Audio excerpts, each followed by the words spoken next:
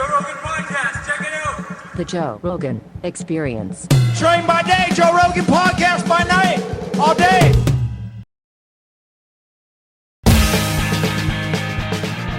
Jim Breuer. What's up, Joe? We're doing it. It's happening. Oh, it just started? Yeah, we're rolling. Oh, okay. Good to see you, brother. Good to see you, too. Dude, you're like one of my longest term comedy friends. Like, we've known each other since the early years, man. I want to say like 91. Yeah, I think it's around 91. And what a lot of people probably don't even know is like the way your TV career, your hardball. Yeah, you were on Hardball. Jim and I did a pilot for a sitcom that was on Fox in like 93. Yep. Right? Like Yep. 93? Yep. And Jim was he was the mascot for the opposing team. Right. And it was fucking hilarious. God damn, we had fun. I have a photo of you and I. We look like babies. I got to find it. We look like babies. I would love to see that photo. Yeah, we were both like 26 and we were little cute faced little babies. And I remember watching the show, so excited for you.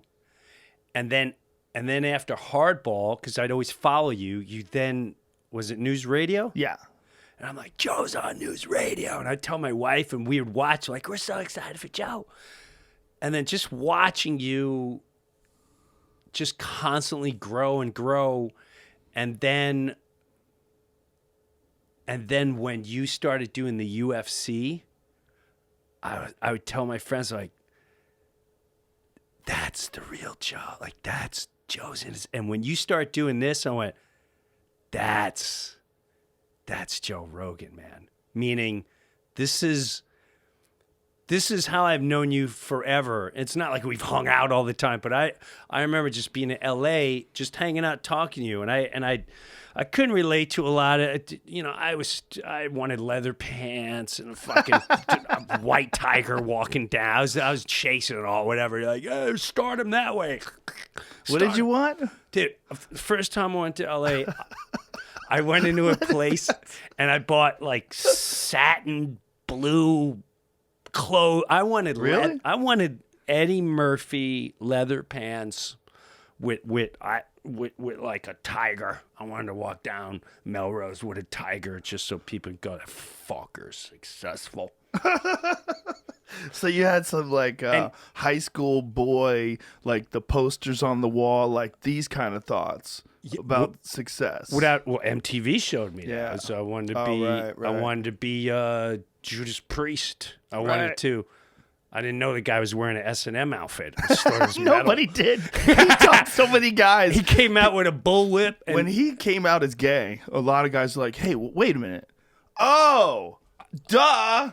I mean, look how he's dressed. Give me a photo of Rob Halford. I met Rob Halford. He's a really nice guy. I did this VH1 show that I hosted once, and he was one of the guests on it. Super cool guy. Great guy. You got another thing coming. And I would argue with people. They go, Breuer, you know this guy's gay. I'm like, no, he's not. Look at the chaps. You don't even see the chaps in that picture. You just see the top of him. He's got a bullwhip. He's wearing an S&M outfit. Yes. Look at that one. Go to that one with the open shirt. Right the there. vest. He's screaming, I'm gay. And I'm yelling at people going, no, he's not. He's metal, you moron. And the reason why I would argue is because I'd say, he doesn't have an earring in his right ear, because that's what defined what was gay. Yeah. I had dangling cross earrings, so everyone that was gay knew, hey, Breuer is not gay. He's got it on the left side. But if you had it on the right ear, you're like, oh, this guy. Remember that? Of course I do. I remember if you were a rock and roll guy, you were allowed to have one in 2 ears. Yeah, You're and a still rebel. it was a little sketch. For still me, a it was a little sketch? sketch. Yeah. If you had it in your right ear, like, And if you had hoops, they couldn't be too big. I remember I got a hoop on my left ear, and it was a little too big. And I looked at myself in the mirror, and I was like, I don't know about that hoop. I'm glad I didn't know you at that point. I think Joe turned a corner.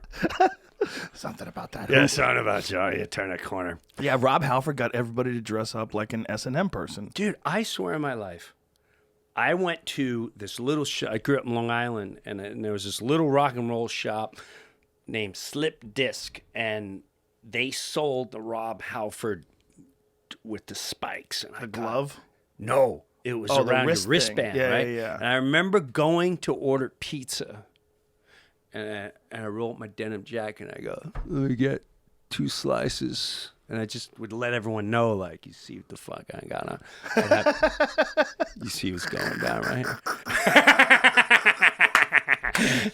What a bunch of morons. So that's why I can't. silly. That's why I can't get annoyed at my kids, because I had a dangling cross earring. I'm wearing a denim jacket with painted Judas Priest on the back, and I think I know the world. I mean, I'm in LA, and I'm ready to wear leather pants. Every kid's got to be able to make their own fucking ridiculous mistakes like that. Yeah. Oh, so important. What I know you don't remember, but I remember being in LA with you.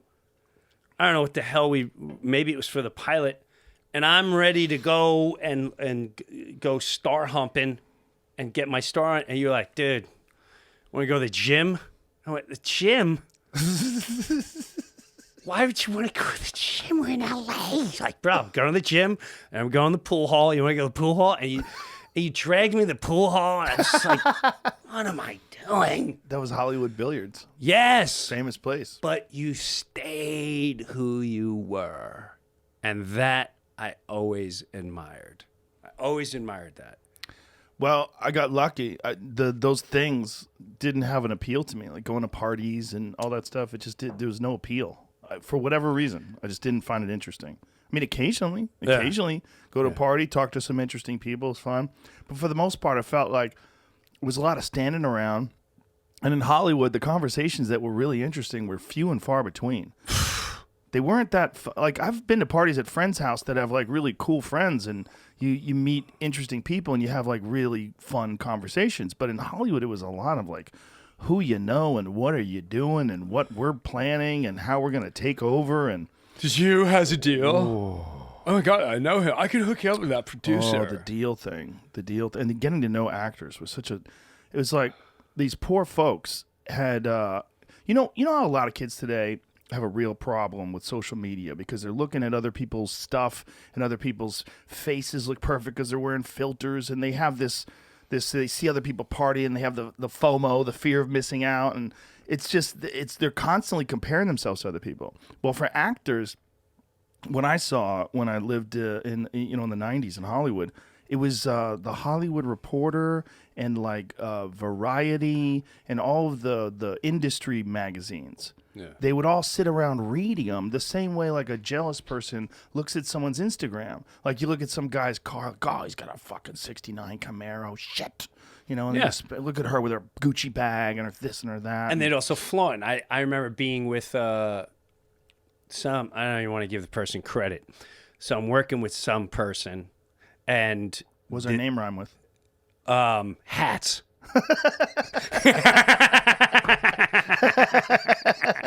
So Mr. Hats, who's literally like a Dr. Seuss character anyway, would try to impress his people, and I'll never forget. He's like, "I've got this brand new Lamborghini. You gotta check it out." And so but Mr. Hats didn't buy a brand new Lamborghini. He bought a used one, and he goes to this lot which is next to Jay Leno. It's just that's all they do is name drop, money, name drop. And so he's pulling out of the garage.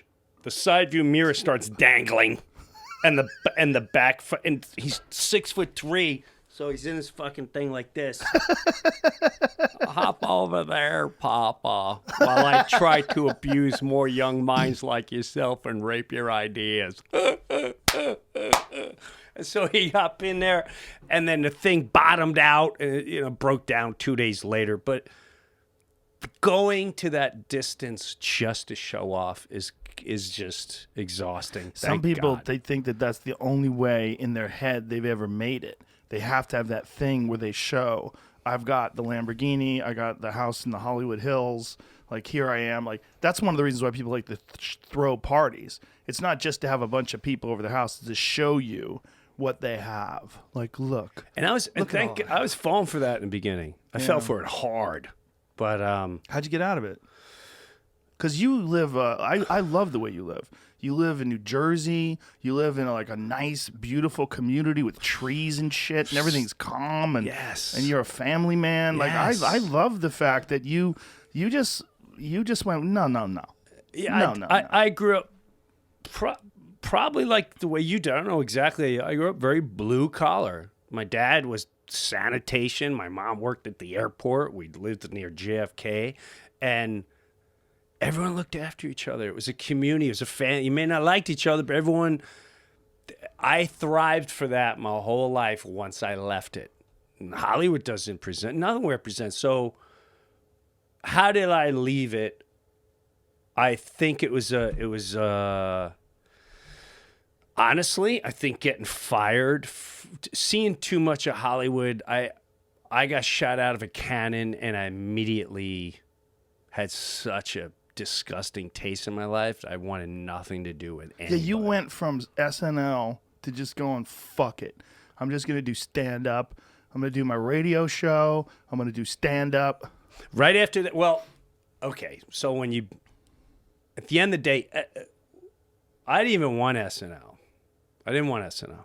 You and I both know that was, nobody came out there going, that's the greatest gig. It's very rarely people came out They there. come out of there like they were in a fight. Yeah, absolutely. Like they just got out of a fucking bar fight. Like, Exactly. That's how Phil Hartman was.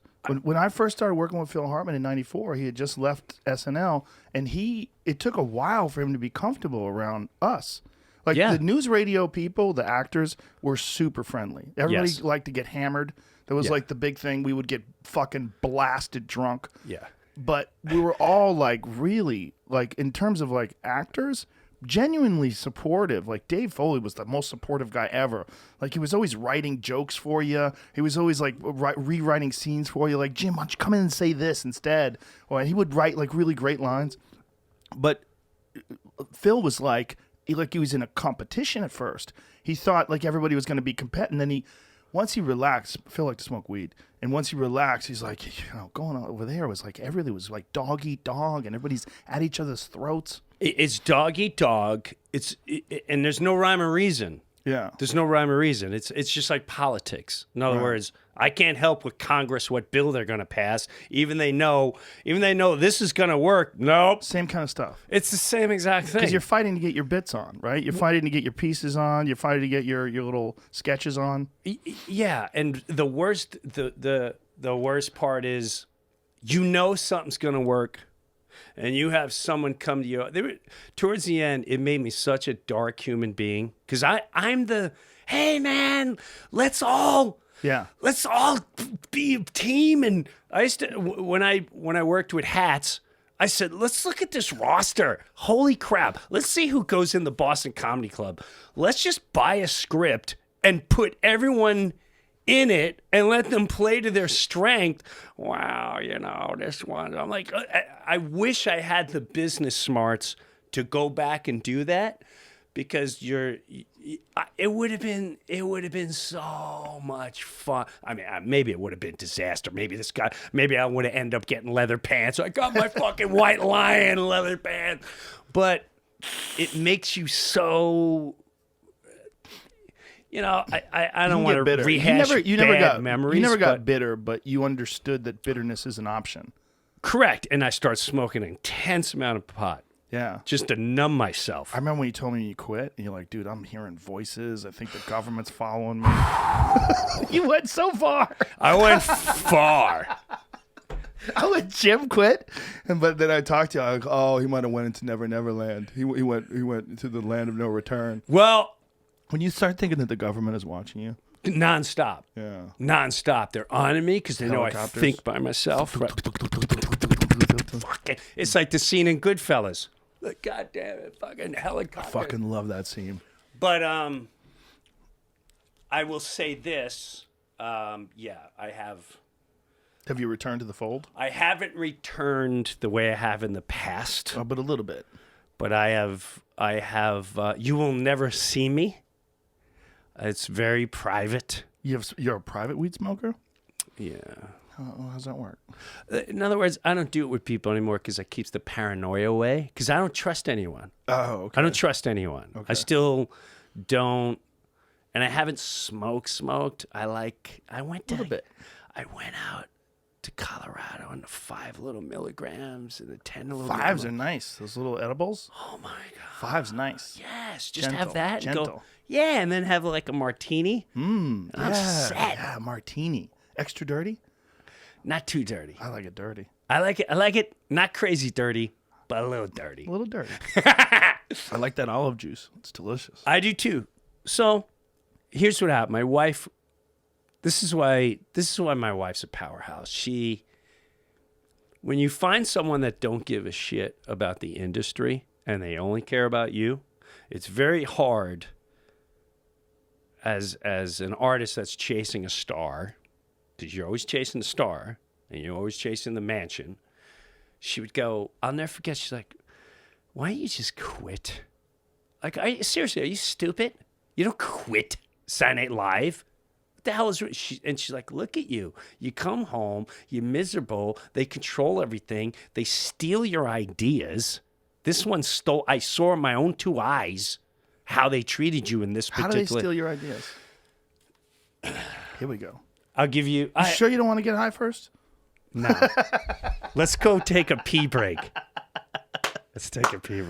No, and again, I've released all this. Okay. You know, I got a strong moral backbone. I'm good. So, no, I don't have any bad feelings. What happened was, and I'm not going to put out, I don't want to hash names and all that, but what would happen is something like this. You're writing a sketch, and then one of the head writers would come in the doorway and go, hey, I see you're writing a sketch about blah, blah, blah, because we have the main server and we check everyone's sketches. I just want to let you know I'm writing the same thing. He goes, you can continue yours, but, you know, I'm in the room with Lauren. I'm just, Whoa. oh, yeah. So this is at. So they would go onto the server, they would see the sketches that you're writing, and Then there was times where a cast member would come in and look at my board and go, oh, what does that mean? I go, oh, that's a sketch, and I know so-and-so's coming, and I know the ratings are going to be high that week, so I'm waiting to bring my A stuff for that. Everyone's going to come out with their fangs out when this one's on. So I'm going to save that sketch for when they're on. And then this person would ask me, oh, my God, what exactly? And I said, well, I'm going to take it out of its element. You know, back then it was like Pesci. And I'm like, Pesci's going to read to children about Rudolph the Red-Nosed Reindeer and explain why his nose is red. And the big joke is because he's a rat. And I compare it to a whole neighborhood. He's a rat. That's why his nose is red when you go. And so you end up beating certain kids, blah, blah. The next week, the whole room is set, and you're sitting there, and then this person, you know, Lauren goes, next sketch is, Al Pacino as Scarface reading to school children Rudolph the Red-Nosed Reindeer. And you go, you look, you see their eyes are down. You know what's going on. You know what happened. you can't say anything. Well, when you say something, which I eventually did, dude, I think I may be, and I want to challenge all SNL cast and writers, I may be the last one that threatened violence. I was in a room with one of the guys, and I literally said, I will knock your fucking teeth down your fucking throat, you motherfucker! If you don't want to fucking be here, get the fuck out! You don't shit on my shit because you don't want to fucking... Oh, dude. Whoa. And I told him, I'll knock his fucking teeth down his throat. I'm not from the writing world. So that's where that place brought me. Wow. And so, and that particular instance was, see, now I'm getting all over That's the place. got to be coming from the top down. Because when I got alone with Phil, like Phil and I became close, and, you know, we would hang out together, especially in his dressing room. He had a nice dressing room, had it all set up, had a guitar, was looking at his aviation books and shit. And he would we would talk about his time there, and he's like, it just made me just bitter and angry. Yes. Yeah, but it seems like it's always been that way, that it's been from the top down.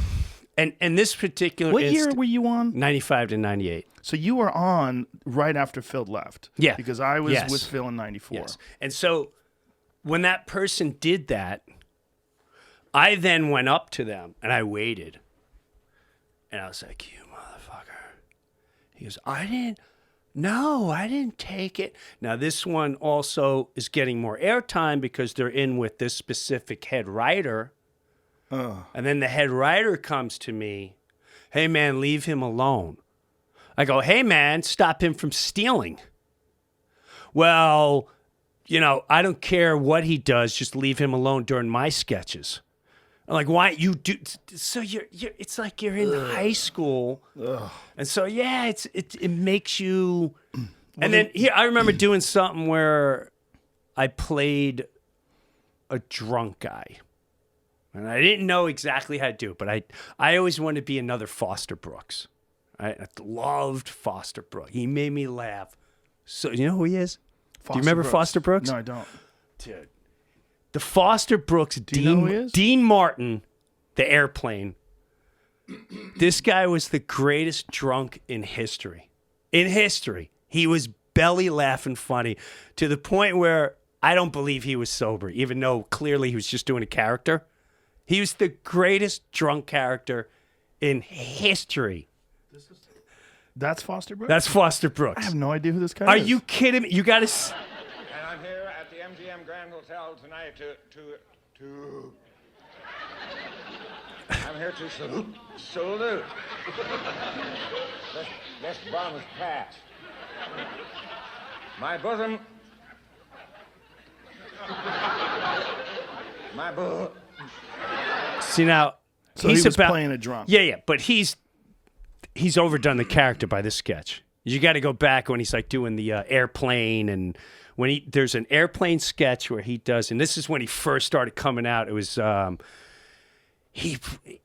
long story short, I wanted to do another Foster Brooks type thing. So I did the character. I'm not a great writer. I'm not a good writer at all. But like I'll come up with the character and you try to, and if we could put it somewhere, great. And I remember the writer coming up saying, yeah, Lauren doesn't like drunks because, the past and John and blah, blah, blah. And I went, oh, okay. And then 2 weeks later. John Belushi, meaning? Yeah, I guess that's what he meant. And then 2 weeks later, it's the drunk character. I'm like, what? Dude, what the? It's little things that mind screw you like that.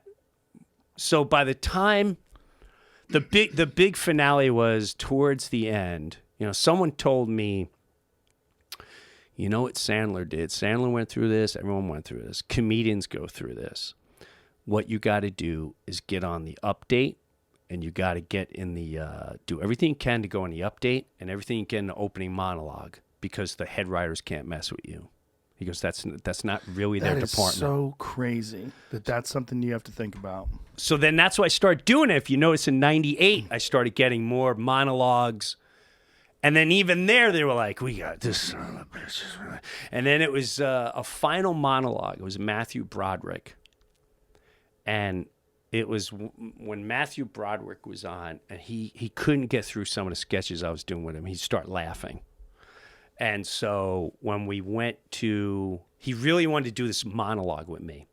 And these particular head writers were like, no, we're not doing it. Although Matthew was like, I want to do Jim's. I want to do Jim and Tracy's.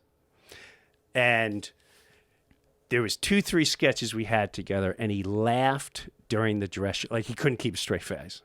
And then I remember this particular writer who had a problem with, I didn't have a problem. He just didn't like, whatever. You had a hard on for me, whatever. I don't understand ego. If you got an ego, that is what it is. And he said, yeah, it's too bad he laughed because now we don't know if it works. So that's going to be cut and this is cut. And listen, we filmed the monologue. It worked, but we're going to go with my monologue during the air show. I was like, you know what, man? I'm going to talk to Lauren He goes, no, you're not. I said, no, I'm talking to Lauren now. I'm not afraid to talk to Lauren anymore. Because that's another thing. It's like, you're not allowed to talk to the president. Don't talk to the president. They put this. So that he would say, no, you're not. And Yeah. You're going to talk to Lauren? 100%. We'll talk to him. No, we'll both go talk to him. And then I knew right from that minute, I was done. I knew I was done. And then that summer, this guy named Gary Considine, he ran the Tonight Show, and he said, Jim, what happened, dude? I said, what's the matter? He goes, so-and-so and so-and-so are really saying, you're out. And I went, really? I go, well, I'll tell you what, I don't want to be there anymore. My wife's like, just please quit. She goes, you said in your life, if any job, no matter how much money it paid, makes you a miserable human being and changes the person you are, you weren't going to work there. She's like, look at you. You're angry all the time. You smoke pot all the time to numb yourself. You're not Jim anymore.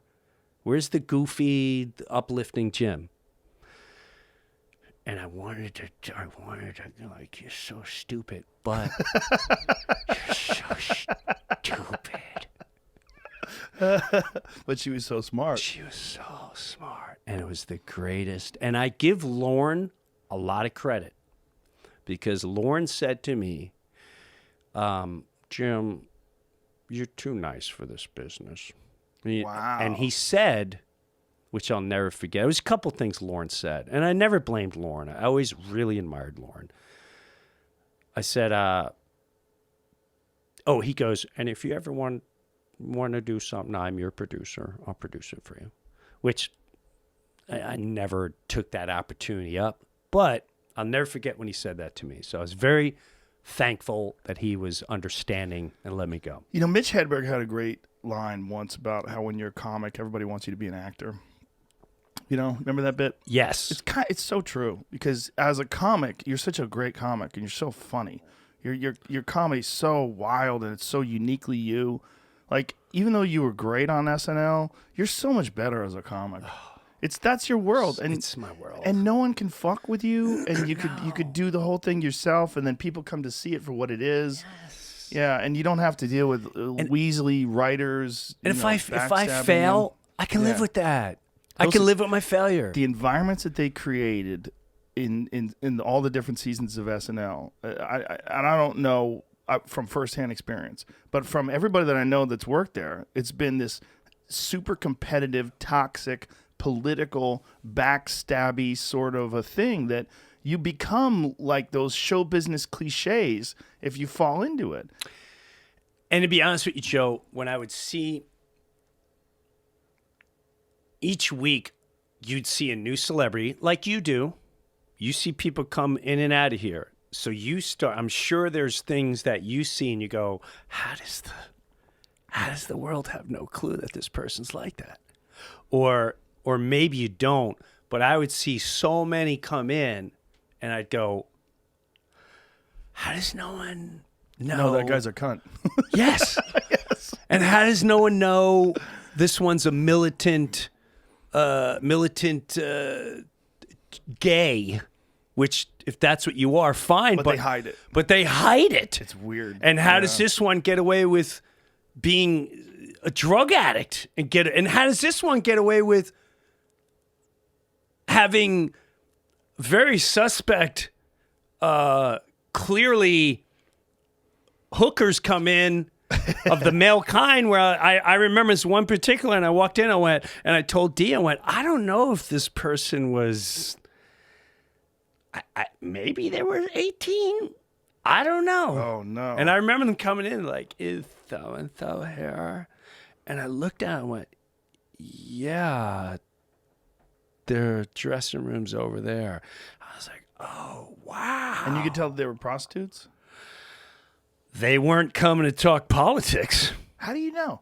I don't know. Maybe they just are really good at politics, but also very... Maybe they were therapists. Yes. They could have been therapists. Maybe they were foot massagers. You know what? They could have been a foot massagist, and they could have been teaching them how to make certain crochets, or paper airplanes. That's got to be the saddest one when you wish that you could just be yourself, but you can't. You have to Like I feel terrible for gay guys in show business that are still trapped. And I have a few friends that are great guys, but they just feel like if they come out that people won't look at them the same way. I'm like, man, they'll love you more. I agree. Don Herrera had the best line. And he goes, I wish I was in the closet. That's how little I give a fuck. He goes, I would love to come out. He goes, if I was gay, he goes, I'd be so happy to come out of the closet. I don't give a fuck. You know who I'd always tried was Meanie. Kevin Meanie, he made me laugh so hard. I got stoned with Kevin. It was one of the hardest I ever laughed in my life. And he'd be like, so this was before he came out? Before he came out. Did you know he was gay? He didn't admit. I knew. You knew something was going on. Yeah, because when he come on my radio show, this is what they do, what a lot of gay people, or if you're into drugs, like I'll sit here, I'm like, it'd be great if I was high right now. And that's my cue. I'm putting it out there for someone to go, oh, do you want to get high? Oh, no. When it comes to penis, oh, are you? No, I'm just that. I just threw the joke out there. And so he, along with two other people I knew, would always put certain references out. I would see this other person. This person I remember spending time with them. We had a condo, and they came out, and they had their donkey hanging out. And I went, dude, what are you doing? And he's like, is this intimidating? I went, no, but I've never hung out with another male friend that walks around holding his donkey, showing it to another male. It's weird, dude. Do girls do that? I don't know. It's just. I don't think they do. No. Your pussy's hanging out. There's a lot of other issues. There's issues. Something going on there. Something's happening. You need a friend. Yeah. You need a friend. So Kevin he's talking about show tunes, and he's talking about this. He's wearing a bow tie. He's wearing a bow tie. Enough said. And I love you, man. And I said, is there something you want to say? Because I think the world is okay with it. He's like, what do you mean? Oh, Kev. Yeah. You can't get a guy to say that. No, not a radio. But that's too. I try to get things right. When I was, I think I was 18 or 19. I went to see Kevin Meanie at Catch a Rising Star in Cambridge, Massachusetts, when he was on top of the world. I don't know if it was a 21 club. I don't know if I was 21 yet. I don't think I was, because it was my friend from high school, Diane DeRosa. And we went there, and he was so funny. It was I couldn't calculate it in my brain. I didn't understand how he was so funny, because, it was like, we're big pants people. We wear big pants. He had that whole big pants bit. My God, dude, it was like I couldn't breathe. Like no one could breathe. He destroyed in a way that it's hard to imagine someone killing that hard. And it was all like, he was so comfortable and loose, and it was, he was on fire back then. Yeah, he was. This is before I did stand-up. I was just going to see stand-up then and watching it, and I remember thinking, like, God, I don't even know what that guy did. It was some kind of wizardry. The first guy made me laugh like that in person hard was Richard Jeni. Oh yeah. And this guy would talk about a bottle of water and hit it from every time I think he's done, he'd come out with he'd just keep going. He was so good in the 80s. People don't know. Guy was a monster. A monster. But I worked at East Side Comedy Club. Yeah. They told me that he did 4 different hours. Never repeated a joke. 2 shows Friday, 2 shows Saturday. And every comic was sitting around afterwards like they should quit. They were like, fuck, I should just quit. I never, ever. And you know what? Right before he took himself out, I learned, he taught me a lesson. Because even when I had my radio show, I'm still chasing vanity a little bit and ego or whatever. And he's on my radio show, and he's going, he's asking me about whatever, and I said, I'm looking up to you and this and that. And I go, but still, this is cool, but I want X, Y, and Z. And he just looked at me with this dead stare, and he goes, a guy with his own radio show And he still wants more. He wasn't kidding. No, I wasn't kidding. And the way he said it, I was like, oh, wow. It went right through me. And then, it was a couple months later, I might have helped him. I might have been his last little glimmer of hope. I totally blew that one. I ran into him a short while before he killed himself on a plane, on a flight, just randomly. He was sitting right in front of me. I'm pretty sure we were coming from Austin too. I think he was doing a corporate gig, and I think I was doing Cap City. And pretty sure it was Austin. And I remember sitting there talking, I'm like, hey, Rich, what's up? How you doing? I was in town doing a corporate gig, and he always looked like a little out of place. Yeah, you know? yeah. Always looked like you felt like you shouldn't be there, a little. Yeah. You know? So I got a question for you. So when you do your shows. Stand-up shows? Yeah. I've seen you're doing it with Chappelle, right? Do you touch any political stuff whatsoever? No, I don't.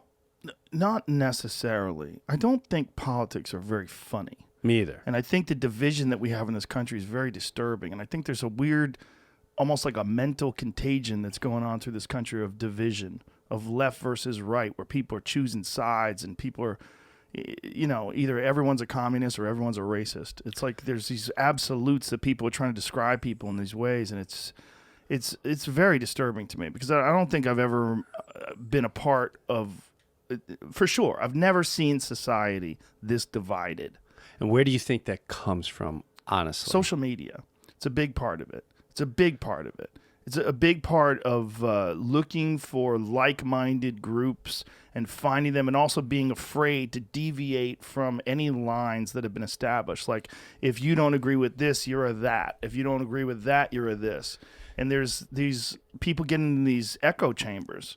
And then there's these algorithms that unfortunately feed into natural human patterns of behavior, which is to gravitate towards things that infuriate you.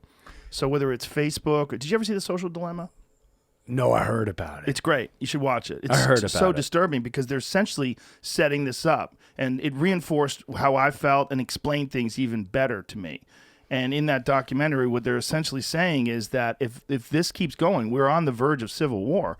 That these social media algorithms, whether it's for Instagram or Twitter, and the way these things affect the human mind and how these people are profiting off of this stuff in a massive, massive way, that they're leaning us closer and closer towards the ultimate division, like literally a civil war. And I feel that way. I really do feel that way. And what about regular media, though? Do you think they're also part of, if not sometimes more, the culprit? The problem with regular media is they're so often full of shit, yet they are trusted by way too many people. And I think there's less trust now than ever before. Did you see the shit that the Washington Post had to just retract? That they had attributed a bunch of quotes to Trump after the election with Georgia that turned out to be false, like he never said them. And one of them was like, find the fraud, and he told the person they would be a national hero. Well, then they got the audio record. And by the way, just to be clear, he did say a lot of things that he should not have said. There was a lot of shit that he said that is egregious. But this is one particular one that they attributed to him that was not true. He never said it. They got the audio recording of the actual phone call. And basically what he said is, you're doing the most important job in the world, is counting these ballots. He did not say find the fraud. He didn't say these things that they were attributing to him.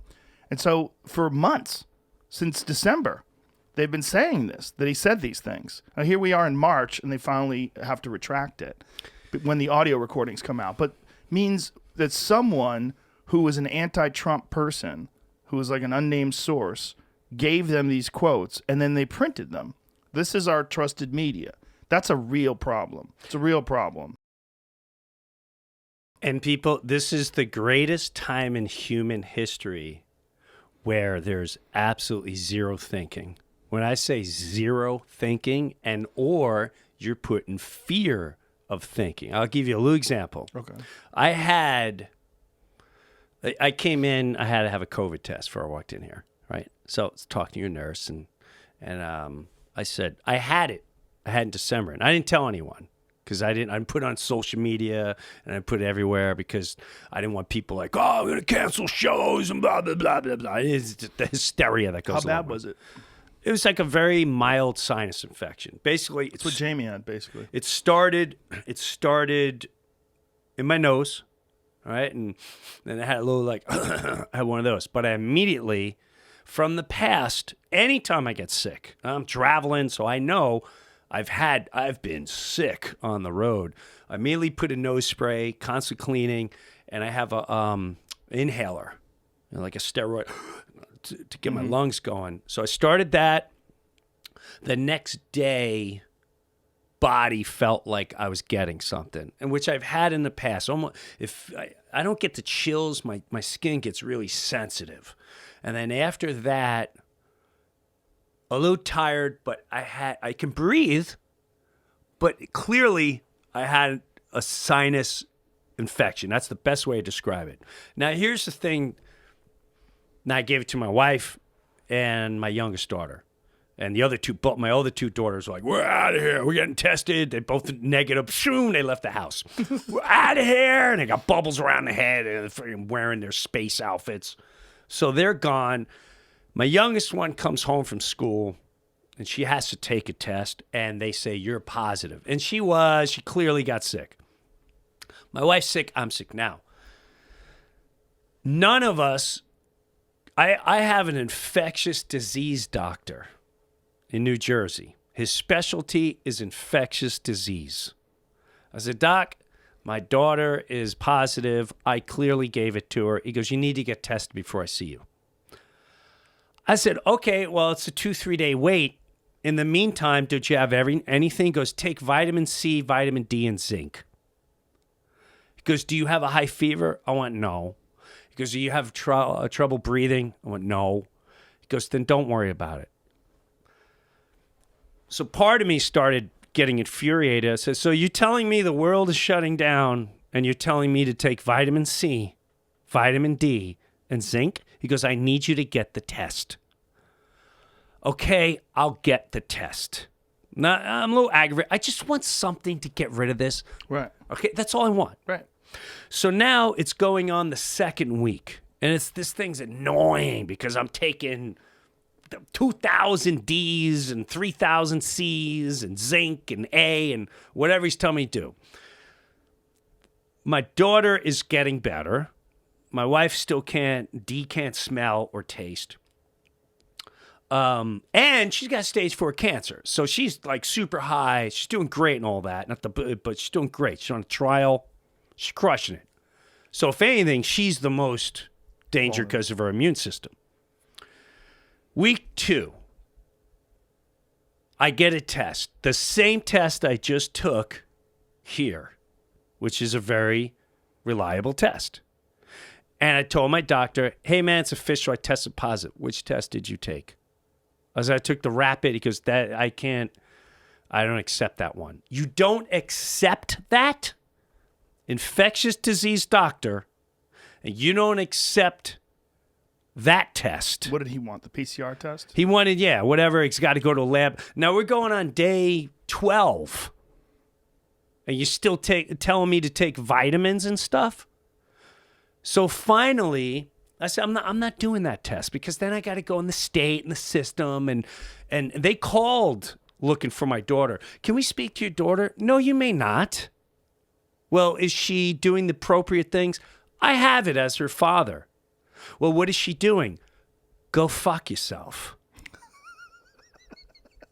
That's what she's doing. You don't call my house. Government, you just overstepped your boundaries. You're just here to protect me, not to come knocking on my door to ask me what I'm doing and how I'm treating my 16-year-old. It's a very frightening place to be. Now, with that said, I then ask, hey, man, what can we do? He goes, I need that other test. And I went, I'm not getting the other test. So I called a friend, said, I'll get you something by tomorrow. I got stuff by the next day, and in 2 days, that stuff was clear. So I started asking her, why don't people And I just left the town of Chester, New Jersey, and there was there's about 15 of us, a group that formed this community during the whole COVID. And this one woman just got it, and she got hospitalized. And I went, whoa, what happened? And she said, I waited 12 days, and then I had a problem. I started freaking out breathing. Went to the hospital. They gave me steroids and antibiotics, and it cleared right up. So my question is, why do you have to test positive to wait to get antibiotics or steroids if neither one of them hurt you or kill you while you're still waiting to see what this does? And she didn't have an answer. And she's like, that's a great question. I go, it's just a question. So if I'm a doctor and Joe Rogan comes to me and says, hey, man, my daughter's positive. I have sinus. Are you having trouble? No, well, I can give you this because I know it's not going to kill you. And I know I'm going to give you antibiotics. And hopefully in 2-3 days, it will clear up. But it's not going to, and if it gets worse, then we'll take care of it then. Because clearly this is not going to make you worse. Right. So why isn't that being done? And then my other question was, if that doctor, an infectious disease doctor, doesn't allow that test, how many people take that test and it counts as a number, but yet it doesn't count? So what is really going on is my question. There's a lot of confusion, a massive amount of people. There's a disease that kills some folks, and there's a disease that we, in the beginning stages of this pandemic, thought was going to be far more severe than it turned out to be, and they never adjusted. That's the problem. The problem is it's still not good. You don't want to catch COVID, but the vast majority of people who get it will be fine. 78% of the people that are hospitalized are obese. The obese people have a real hard time with it. There's 6% of the people who died from COVID only had COVID. The other Can you repeat that number? 6%. One more time. 6% of the people who died from COVID only had COVID. The other 94% had an average of 2.6 comorbidities. So almost 3, more than 2.5 comorbidities, meaning like obesity. There's a bunch of different things that people have. Diabetes is a big one. Alzheimer's. There's a lot of like comorbidities that are very dangerous if you get COVID. I'll tell you another one. So another one of our friends, his name is Rob. He's heavy. He's a mess, bro.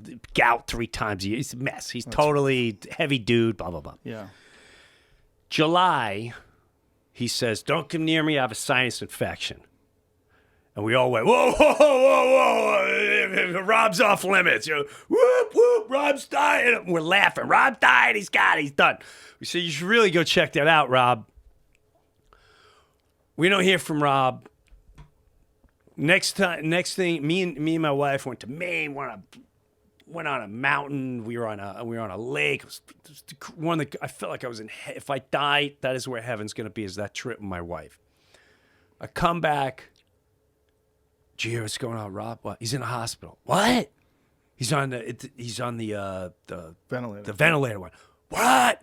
Now he was a crazy Trump guy. He was like, Trump, he was full blown. I would go there and like, oh my God, these guys are talking politics again. No. Please get off. Every morning it was the liberals, the Democrats. It was nonstop. Like, oh my God, I just want to have a muffin and relax. So with that, and I got caught up too. I would be a liar if I said I wasn't caught up in some stuff for a while. I was on the internet like, dude, my dude JFK's coming back. I was like, of course, it makes all the sense in the world. I was in, right? But this guy was like, if I ever get it, I'm taking hydrochloroquine. All right, that's so now. And this is all still going, by the way. He gets admitted to the hospital, and here comes my next question.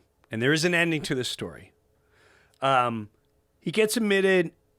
They say he's got brain damage from COVID. It's brain damage. Well, this is the information we're getting. Like, what? Never heard. What do you mean brain damage? Yeah, he's not gonna be able to walk. What? He has brain damage. Then it turned out he had strokes. The COVID caused strokes. Then it turned out, no. He asked for a specific drug. They said, we can't give it to you in the state of Jersey. And we're going to have to do testing before it could do stuff. Next thing you know, the guy's on high blood pressure, pills, and all that. They didn't give him his meds. He stroked out. Oh. Cut to, he's brain dead.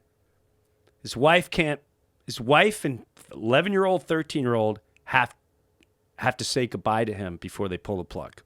They're not allowed to be with him. They have to FaceTime. So here's a question for you. No, this is going somewhere, bro, all right? Thank God one of our crew said, please send this person there just to one last look. The specialist shows up, said he's not brain dead. He's dehydrated. Who's been taking care of this patient? And who said he was COVID? I want everything. Gets everything, said, I need the wife and children in here. Oh, well, it's against our... Again, what's keeping you safe? What's keeping you safe? Bring his family in here. His family talks to him. His heart rate starts going up. In a week, he opens his eyes and communicates for the first time. And 6 weeks later, he now stands up for the first time. It was October. He finally got out, and he's still taking physical rehab. I got pictures of him, videos of him, and all that jazz, but he's recovering. So the point of my story is two things. They were ready to let him die. They were willing. They already said he's dead, and you can't visit him. Jesus Christ. So what kind of fucking hospital is this? It's in New Jersey. That's crazy. But my question is this: when it comes to not being able to see elderly in elderly homes, or you got to quarantine and all that, what keeps the workers safe? What keeps the quote heroes safe? And why can't you allow someone with a human touch? Because when you're at your weakest moment in time, you need a human. You need pure love. You need that child. You need your mother to come visit you. They're the ones, even if you're in your house, and the fact that they are stopping that is pure evil in my mind. It has nothing to do with safety. And if it is safety, then it's stupidity. And at the end of the day, it's evil. There's no protocol. It's stupidity, in my opinion. I understand what you're saying. I think I think in the general sense, they're trying to protect people from getting infected. Well, what keeps the people that works there infected? Nothing. Well, then what? There you go. They just wear answered it. the tightest masks that you can, but there's other things you can do. Then give it to the child and the mom and dad. Exactly. No, I'm with you. I'm with you 100%. If your kid was dying, Joe, yeah, you going to allow them to keep you from seeing him? No. I'm going to do my best, right? Everybody You're going to smash that door down, bro. I'll tell you that right now. You're going to have to arrest me. Yeah. You're going to have to arrest me. So I feel the same way. I know what you're saying. You got to question everything. But you're right about the touch, about love, and about having hope and having someone come visit you. Despair is terrible for the immune system. All that stuff is... Do you know what a nocebo is? You know what that means? No. It's the opposite of placebo. A placebo effect is they give you a sugar pill, and it makes you think that you're doing well. And you're like, oh, and then all of a sudden your symptoms improve and you actually get better. Because your body is on a positive trip. Right? Your body's like, oh, Jim got the medicine. We're healing up. And it literally has an actual physical measurable effect, and it's called the placebo effect. Well, there's also something that they believe is more powerful than the placebo effect, and that's the nocebo effect. The nocebo effect is telling someone that they have a disease, telling someone that there's an incurable disease or that they're sick, and then they fucking panic. Now, here's a perfect example. In 2007, there was a guy that was a part of a trial that they were doing, a double-blind, placebo-controlled trial on antidepressants. So they're trying to find the efficacy of antidepressants, and they give this guy these pills, and he shows up at the hospital. He's got an empty bottle of pills, and he goes, help me. I took all the pills. And this guy collapses. All right, they bring him into the emergency room. His fucking blood pressure is dangerously low. His heart rate is jacked up. He's pale. He's sick. They're like, oh no. And so they find the guy's, the guy has a pill bottle they brought in with him. They find the guy's physician that's a part of the clinical trial, and they bring the physician in. The physician tells him, you got the placebo. There's no medication here. These are bullshit pills. There's nothing in them. All of a sudden, the guy gets better. Like that.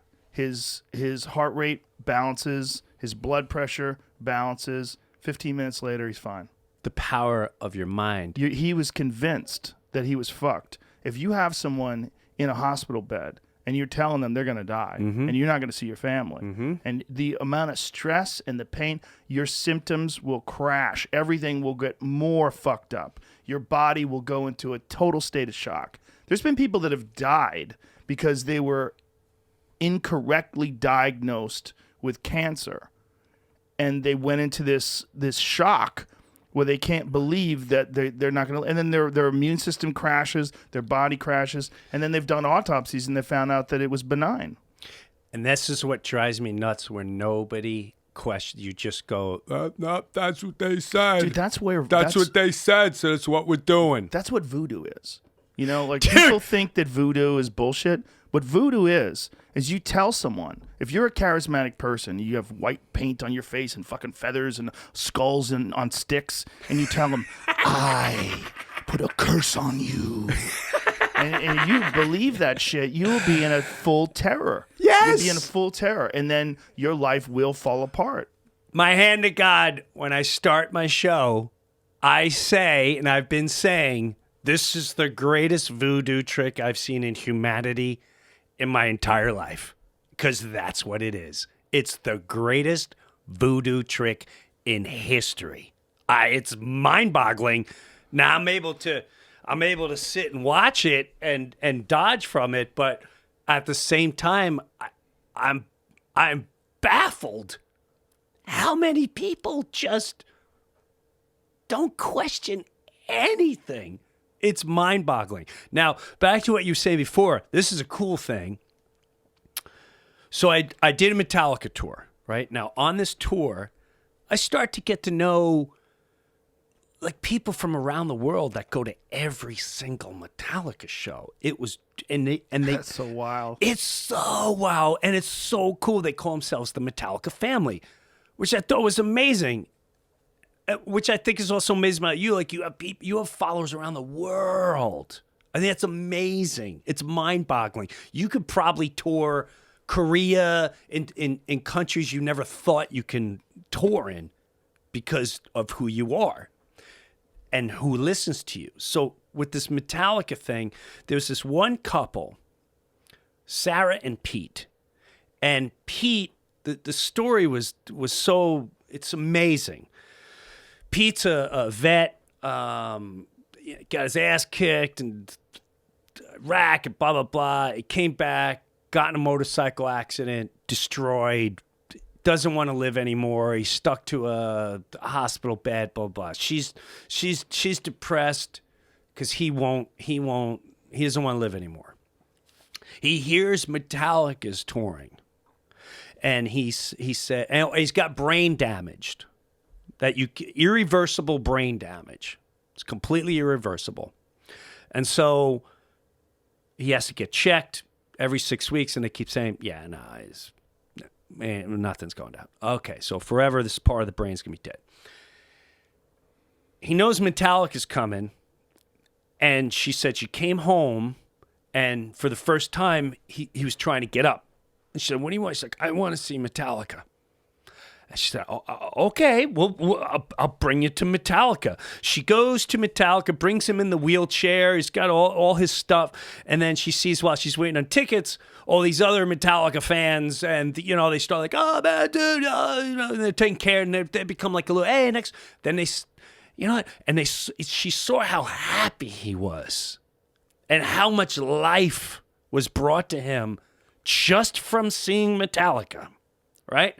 Now, with that, now she goes, maybe I should follow them. So she goes and buys a couple more tickets, and he's got life. Now they follow them every time they tour. And I saw them, and then they come to see me. And when I first met him, he's very subdued, he doesn't smile a whole lot.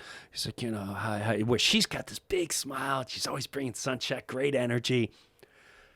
By the end of the tour, as soon as the tour ended, I wish I had my email. I'm sure I could find the email. She goes, "Oh my God, Jim, you're not going to believe what's going on. I think we're going to the European tour. We're sorry, the US tour, we're not going to see you, but the European tour." I said, "Why?" The doctors, for the first time ever, said his brain is starting to heal itself. And they truly believe it's from going to the Metallica concerts. Maybe it's not the music, it's the community, the life, the people around him that's inspiring him. And they want to hook him up and start doing this as a test. Like perhaps this has the power of healing. Dude, how sick is that? That's pretty sick. You know how when a song comes on, you get goosebumps? Yeah. That's a drug. Of course it is. It really is. It's medicine. There's something to it. Like when a good song comes on, you're like, "Fuck yeah!" There's songs in it.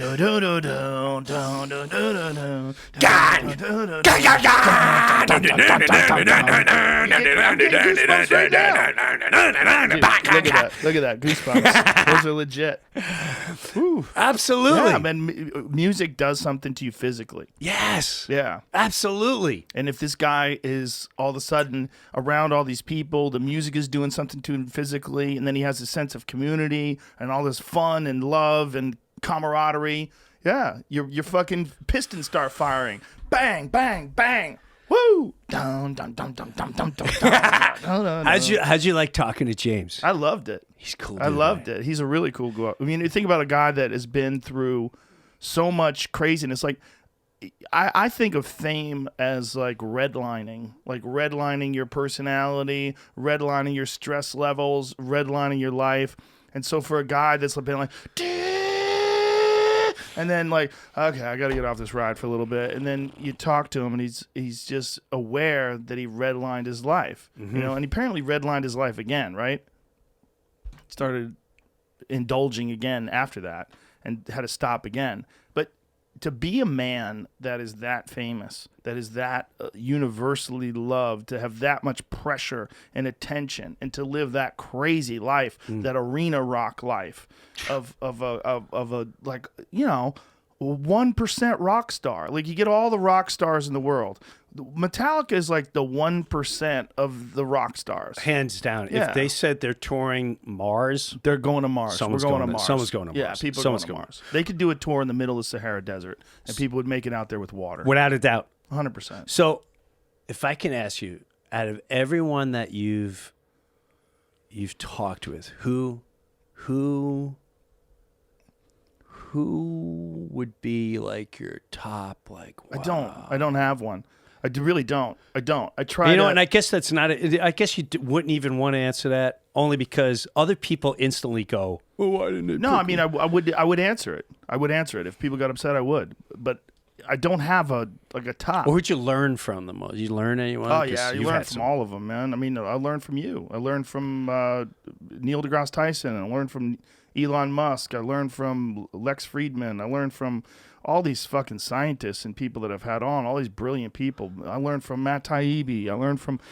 I'm just so many people that I've learned from. I've had a wild fucking education, man. I've had an 11-year education doing this podcast. 11 years now. Yeah, it's Holy 11 years. crap. Yeah. That's a monstrosity. Actually, yeah, it's almost 12. It'll be 12 years in December. I remember I only been to one UFC fight, and I don't think I need to see another. And what I mean by that is, you were like, "Jim, you got to see." And I was leaving that night. I was in Vegas, and I was leaving that night on a red eye, and I almost didn't get out. And you're like, "Jim, you gotta come tonight." He's like, "This is the one, you dude, bro. You don't want to miss this one." I'm like, all right, I'll be there. And it was McGregor versus Spanish name dude. He wasn't supposed to be in a bill, and then they Diaz? yeah. Nate Diaz. Yes. Yeah. And I still remember that. It's so vivid in my mind. There was an underscore, okay? There was an undercard. He looked like a guy like me, right, against this toolbox. And every time the kick would hit him, like I've seen on TV, but when you're there where you're standing, you hear like it sounded like a bat hitting a leg. And then after 3 kicks, I'm looking at his leg and it looked like someone spray painted a purple on the inside of his leg. I went, oh my God, that's gotta be killing him. How's this human being standing? Oh my God. And so smack. And I don't even remember who won that. All I remember is the McGregor fight.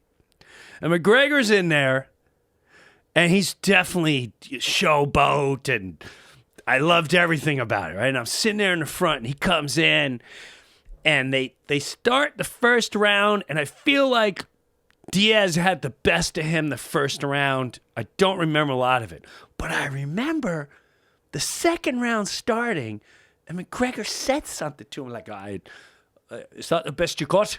Something like that. And I went, did he just say that to this guy? And he's trying to intimidate. But then I remember he was getting his ass kicked. And he was on the ground. It was ugly. The guy's on the ground. And he's going for the final choke him out. Right. And his wife was right behind me. And it was like a movie. I kept looking at her, like, oh, Greg, all right. I'm looking at it. Oh my God, this must be a horror show. Oh my God, Becky, come on, Greg. She covered her eyes and went, oh my God, this is a horror show to watch your husband getting choked out and beaten. He's bleeding. And then all of a sudden, he gets out of it and he makes it to his feet. And I think 3/4 of the arena was from Ireland. They're like, you can hear, they were going ape shit. And I remember, like, the hair on my back is standing watching this. And I remember Diaz's eyes. I'll never forget his eyes. If his eyes could talk, they said, oh no, I'm done. Diaz? I think you got the wrong fight. You got this fight so fucked up. When Nate Diaz got on top of Conor McGregor, he fucking strangled him and Conor tapped out. No, then it wasn't that fight. Okay, it's a different fight. It was a good 5-6 years ago. 4 years ago? Yeah, it was Nate Diaz. He's at the Chad Mendes fight. Mendes! Oh, Chad Mendes. Mendes! Okay, that's different. Okay, that makes sense. It was Mendes. Yes. And so Mendes' eyes, I saw his eyes. That's a different fight. He went full blown, oh God, I'm done. Because McGregor from the crowd and standing up, it was, oh no. And 5 seconds later, he knocked him out. Yeah. It was the most incredible thing I've ever seen live. That was a fight that Chad Mendes, in his defense, took late notice, and he wasn't even training. That's what I'm saying. He wasn't ready for it. He wasn't ready for it. Yeah, and he got knocked out. But that was my only UFC fight I ever got. That was a wild one to go to, man. That was a wild one. So now I'm trying to get out. And these hooligans, they're on top of they're in the casino. Yeah. They're dancing on top of the casino. There it is. Yeah. And that's your video? Yeah. This is Jim's video? Yeah. Oh, that's hilarious. Look at you. Dude, I can't even find this video anymore. I think I accidentally. Jamie finds everything. Bro, you got to send this to me. Look at that. Now I got to catch a flight. And I can't, these Irish. How are you gonna get out of there? They were everywhere. I couldn't get past them. Look at you. I was in full-blown panic. Bro, that was one of the greatest. What were you in town doing? Do you remember? I was doing a show. Which gig you doing? The Mirage? No, I'm South Point Casino. I play the locals. I can't get in the Mirage, man. You can't get in the Mirage? I'm not a Mirage guy. No. I don't have that kind of swagger. I'll be the first to admit it. You know, I'd love to say, well, I tell you, Caesars wanted me, but they can't have me. The Mirage, I said, let me check my butt. I go to South Point Casino. How is that place? Is it good? I love it. The guy that runs the place is really cool. Mike, I love playing there. Vegas is a fun place to play. It's weird now. Have you been there recently? No, but I don't It's starting gamble. to come back. I don't gamble either. I don't gamble. It's starting to come back though. It's like there's people out again. Like I was just there for the fights last weekend, weekend before, whatever it was, and it was hopping again. Like there was a large amount of people driving around, and it seemed very different because it's been really desolate over the last year. So the fights, no one's in the arena? No one. What? They're doing it at the Apex Center. The UFC has their own performance institute, and across the street from the Performance Institute, they have this thing called the Apex Center. So it's a training facility on one side of it, but then inside is a small arena. It's like a smaller cage, smaller octagon, and it could seat, if they were allowed to have a crowd, it could seat 1,000, 1,500 people maybe at the most, maybe not even 1,500. But they do the shows there with no crowd. It's wild. The show... You should see that. I'd love to. I'd love to take you to one of those because they're not going to be around that much longer. I'll Because fly in for that. they're starting to do. There's one next weekend. They're starting to do fights with crowds again. So I'm in Colorado. in April 20 something or another. What is it? What's the one? That's a weekend, right? Yeah, might April be off something that or one. April 27th. They're doing the welterweight title. They're going to do that one in Tampa. Is that what it is? Ooh. Jacksonville. In Jacksonville with a crowd, 15,000 people, which is like, holy shit, you're going full 24th. God, full I love bore. Florida. I was in Florida. Florida doesn't give a fuck. I don't want to leave. I felt like, you talk about refugees. Yeah. They're coming from every angle, parachuting in. Oh, yeah. We made it. Well, maybe it'll be good because they'll inject some New York into Florida, more New York, like young New York, and like give it some life. Because there's a little death. There's a little stupid. Florida's got a little too much stupid, unfortunately. It's a lot of sun, Yeah. No disrespect. a lot of elderly. There's a lot of like children of criminals. I lived there. Yeah, I know. Trust you me. did. It was. You started there, right? You started stand up there. Technically, yes. When I put my head down and put the ball in my hand, yeah. I started in 1989 at Ron Bennington's Comedy Scene, Coconuts Comedy Club in St. Ron Pete. Bennington, the same Ron Bennington Yes. that's on the radio? Yes. No shit. Yes, I didn't know he had a club. He was huge radio, monster radio guy. 98. Ron and Fez. Yes. Yeah. So he had a Ramada Inn comedy club. It was awesome. I would see, Brian Regan would come through there. Dan Whitney, before he was Larry the Cable Guy, would come through there. Oh, wow. Tom Rhodes would come through there. So that is where Daryl Hammond, Bill Gardell, all those guys. That's kind of that area. the hub. Yeah. And then I don't know what happened to it. But Long Island, I started in and out high school, but I wasn't consistent. I remember the first time I played Governors, my first gig, and I thought I was so good. I was cocky. I was so cocky. Already thinking about the lion. The Lion. Tiger. Already thinking about the silk pants. Oh, Already God, thinking- yes. already Oh, without a thinking- doubt. White have it Tiger. all. White Tiger. Like Mike Tyson. I got mad at Mike when I saw it. I went, hey, man, that's my gig. I want Eddie Murphy, red leather pants, and that White Tiger. And that's success right there. And I remember doing a pigeon bit, which I thought I was brilliant for coming up with.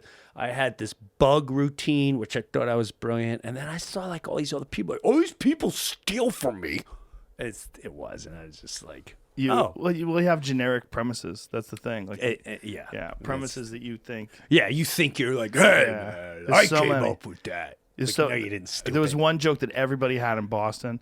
Is in New Hampshire, they had a license plate. The logo on the license plate. Their saying was "Live free or die," and I'm like, those things are made by prisoners. It's the most fucked up thing because license plates were always made by prisoners. That was like the inside. Wow. line. Every comic had that. I thought I was so brilliant for thinking that up. I think some guys had to tell me, fucking a couple other guys got that joke too. Yeah, well, they got it from me. It's just- Clearly, they heard me talking about it at fucking Nick's Pizza Place. But being a guy that's making, it just seems so ironic to me to be making Wow. License plates that say "Live Free or Die" Live while free. you're trapped in a cage. Or die. Or Wow, that's die. insane. Yeah. Those days, man, those early days when I see kids today, like if I'll go to Kill Tony and I'll watch like the open mic guys go up and try it for like the third or fourth. You know what Kill Tony is? No. Tony Hinchcliffe and Brian Redband have this really funny show where they take like a professional comic. I've been a guest on it a couple of times out here. And they'll have like a professional comic will sit there, and then they have a band behind them that's actually Gary Clark Jr.'s band that he works with that's at Antone's nightclub here in Austin. And then comics will go up that are local or that come to try to put their name in a hat. They'll pull the name out of the hat, and then they bring them up on stage, and they do 1 minute of comedy. Wow. And sometimes it's great, and sometimes it's terrible. When it's terrible, everybody makes fun of them. And when it's great, everybody makes fun of them and appraises them and says good luck. And it's a great jumping off point for young up-and-coming comics. That's a cool idea. It's a great idea. It's a great show. But it's also to be there and see these people at the beginning where they're trying to, like, figure it out. And they're like, yeah. they're over trying. Yeah, they don't know what they're doing. I know. It's Yeah, cute. Where's the cool areas? Like I don't even know where the hell I'm playing tonight. I'm playing like is it outdoors? I don't know. What place is your place? What's it called? You don't know where you're going? Why don't you look at your phone? It's find out where you're at.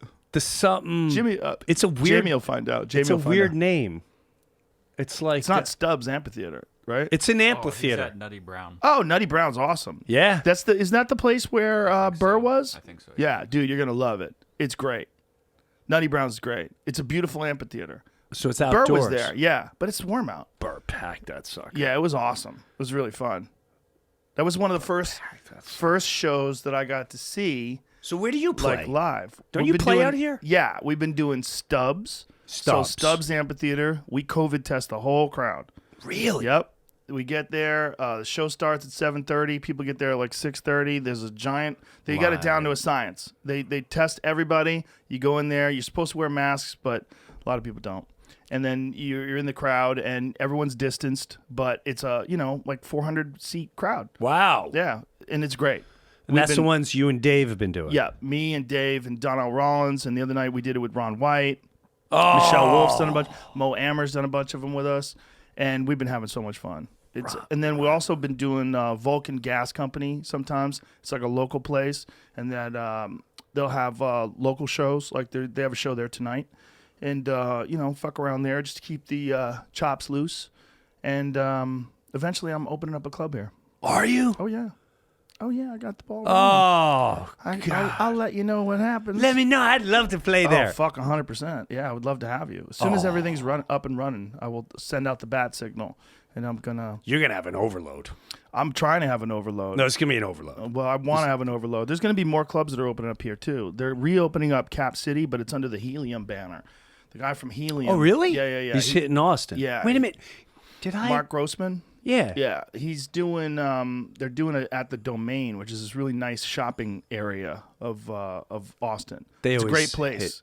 Smart, very smart. Really, yeah. Very smart place to put it because there's a ton of bars and restaurants there, and apparently he's going to really do it up nice and have 2 rooms in that building too. So he'll have a small room and a larger room, and so is there an improv? I feel like I was in Austin. Is there an improv here? No, there's no improv. There's no real comedy club here right now. Because Cap City went under.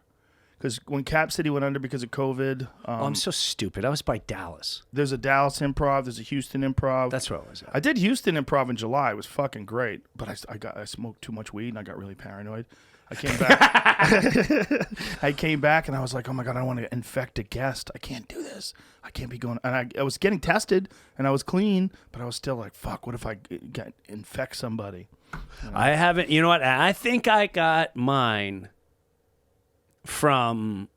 I went to Dallas, whatever that improv is, and the very last night, I could be right. I could have been anywhere, but I would eat by myself. I'm totally solo. I don't know who's opening tonight. I don't know what's going on. And after the last show, I went in the green room and I was getting ready to go out, and I heard this guy. He's like, you don't understand what tonight, man. Jim Breuer, blah, blah, blah. You know, when you hear that. And he goes, man, that meant so much. And I creaked open the door. I'm like, hey, man, you want to come back, take pictures? Like, oh, my God. I said, bring your wife. And he comes in. He got you sick. I don't know. That guy got you sick. I think he got me sick because fucking whining, coughing fuck. He had a couple cocktails in him, and I could feel his breath going on me. And that's the first time I was like, oh, no. But COVID breath. But I don't know. But it was about 3-4 days later when it started. I went, oh, no. But who the heck knows? I was reading an article about COVID toes. I'm fine. People get COVID toes. What's COVID toes? Exactly. It turns out it's not real. And then in the article, one of the things they said also, people who don't have COVID get the same thing from walking around the house barefoot. I'm like, okay, we're done. What? I don't You even know what just happened. You called it COVID toes, and then you went into depth about these things, showing pictures of people's fucked up, swollen toes. And then at the end of the article, it says apparently people can also get this from just being barefoot. So it's a barefoot thing. Yeah, that's all it is. It's a walking around barefoot, banging your toes on things. You stub your toes. I just banged the shit out of my toe. I just saw this black toe, and I don't know where I got it. You know what the from. real problem with media is? The real problem with news media is that it's profitable. That's the problem. Well, the problem is it's profitable, so there's a bunch of clickbait titles, and it's also very influential, right? And because they know it's influential, they can lean the news one way or the other. If someone could come along and have a fact-based, completely objective, research-driven, completely non-biased news program, it would be so valuable to people. Can it exist? I don't know. I don't know either. That's what they were trying to do. That's what they used to teach you in journalism. But now young journalists, if you pay attention to like some of the stories that come out of the New York Times or even like some of the most respected newspapers in the country, they're activists. These people They're all activists. But this is a problem because they'll omit information that's contrary to what they're trying to promote, and they're not always right. My daughter came back from college. Uh-oh. Not even. So this was, let's see, she left in August, came back October, end of August, October. It looked like she went to a seminar. You weren't allowed to leave. Her eyes were glazed over. She was like sexist, racist, gender,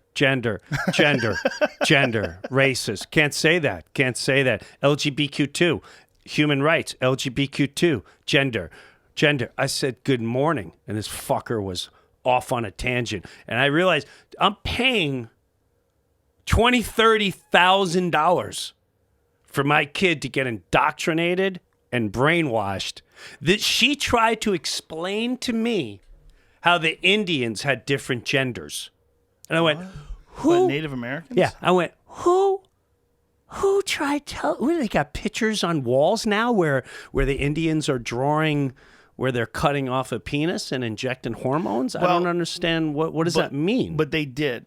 That was. What do you mean they did? That was part of Native American culture. They cut their penis? No. They didn't have operations, but there were some Native American tribe members in various tribes that were thought to be they considered them of a different sex or a different gender. Like they had men and female, and then they had males that identified as females or behaved as females, and they had females that identified as males and behaved as males. Listen, this has always been a thing with human beings. I get that. It was taboo and hidden for the most part. Well, I can get it as far as if we're in a tribe, all right?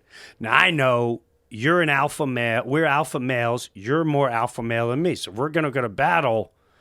I'm probably going to get you. You're going to have to be the battler. But I clearly know my role is to keep I have a different role. Right. Whatever that role is. All right. Some people's role is like, hey, listen, I got to stay here. Is that what you're talking about? Or are you talking full blown? There was men that identified as women. Like it's been throughout history. There's been males that felt like they should have been females. They don't understand what makes a person want to be a man and what makes a person want to be a woman. They don't want. Some women wish they were men. They feel like they should have been a man. You know, there's always been that. Like it's not it's not fake, right? There really are people that have these thoughts. The 100%. problem is it becomes a protected subject, and then you get praised for transferring your gender, for changing your gender. Correct. And then it gets exciting for people to talk about, and then you get chastised for even discussing it in any weird way. And then people who were marginalized for being like genuinely dumb people, if they transfer over and become another gender, then they get praised. Like there's been a lot of people that were like idiots, but then they become trans, and now all of a sudden we think they're amazing. Correct. So I'll give an example. I was talking to a person that's a therapist. All right, not my. I don't go to a therapist. Not that that's good or bad. I'm just saying I don't. This person was a therapist. This therapist was telling me that their child was transgender, and they were worried about their son, now daughter, going into high school. And I said, I don't understand. Is it a sexual? Can you explain to me? Because whenever I bring it up to my daughter, and the problem with it is no one knows how to talk. It turns into a fight and a debate. Like I would ask my daughter, like, what does that mean? What you identify like a transvestite? Oh my God! You know what? I'm not talking. I'm not even fucking talking about it. Like, oh my God! I'm just asking you a question. They don't even know how to talk Because they're indoctrinated into an ideology that demands that you comply. Correct. Where I'm like, let's just have a conversation. Like, there's a transvestite that comes into our coffee shop. I don't think you're allowed to say transvestite anymore. I just did. I think it's From it's a I'm bad generation. word now. I'm in the 80s. We call it transvestite. You can't deprogram me. Can you say drag queen? Drag queen. Can you say it? I just said it. I said it too. It's a drag queen. What I'm saying is that, like, are you allowed to say it? Too bad. Like, Miley Cyrus is really into drag queens. Like, she thinks it's hilarious. She loves them. Right. She loves, like, drag. What's that show? Drag Strip? What's that called? God, my daughter watches it. Yeah, What is it yeah. called? They dress up like drag queens. She Blah, blah. loves it. So the person goes, and I'm all for it, man. It's a lot of work. It's a lot of work. You're putting in the work. That's a lot of work. It's Halloween every day. Sucking this in. Yeah, it's a lot. Wearing Halloween every day. wearing your big man feet and a tight women. Dude, it's a lot of work. It's a lot of work. Totally respect. Yeah. So with that said, I go, well, explain to me well, he started helping him with his hormones.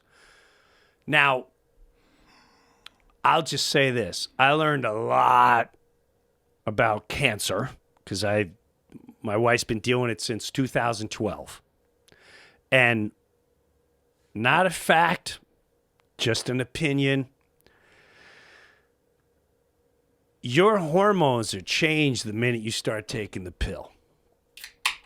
Birth control pill. Yes. Absolutely. 100%. And if you look at when breast cancer started just rising, it's just a bizarre coincidence. The more pills we take, that's a gazillion-dollar industry. A lot of things. Could be a billion things. Doesn't matter. But I've had specialists explain to me hormones. Once you start messing with hormones, it's like it wakes cancer up, and it waits and it hangs out in your body. And then why women often get it at a certain age is because your hormones start changing again, and just like Pac-Man, it comes alive. Like, remember you remember when you made me alive and born? Well, now I'm back because you fucked with the hormones. So when I asked this person, of course I didn't bring any of this up. I just couldn't believe that I could tell you. So I said, what exactly made your son want to gender? Is a sexual thing? Did he see pornography?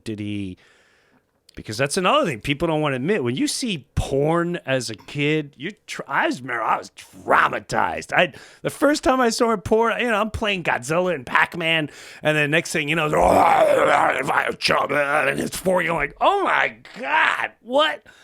I never looked at anything, I'm banging pillows now. It's just, a savage comes out of you. Like I never even thought of sticking my. It alters your mind and everything, and it's extremely addicting. So with that, I'm asking them, like, she said, no, he didn't like his penis. He just never liked his penis. Thought it was ugly.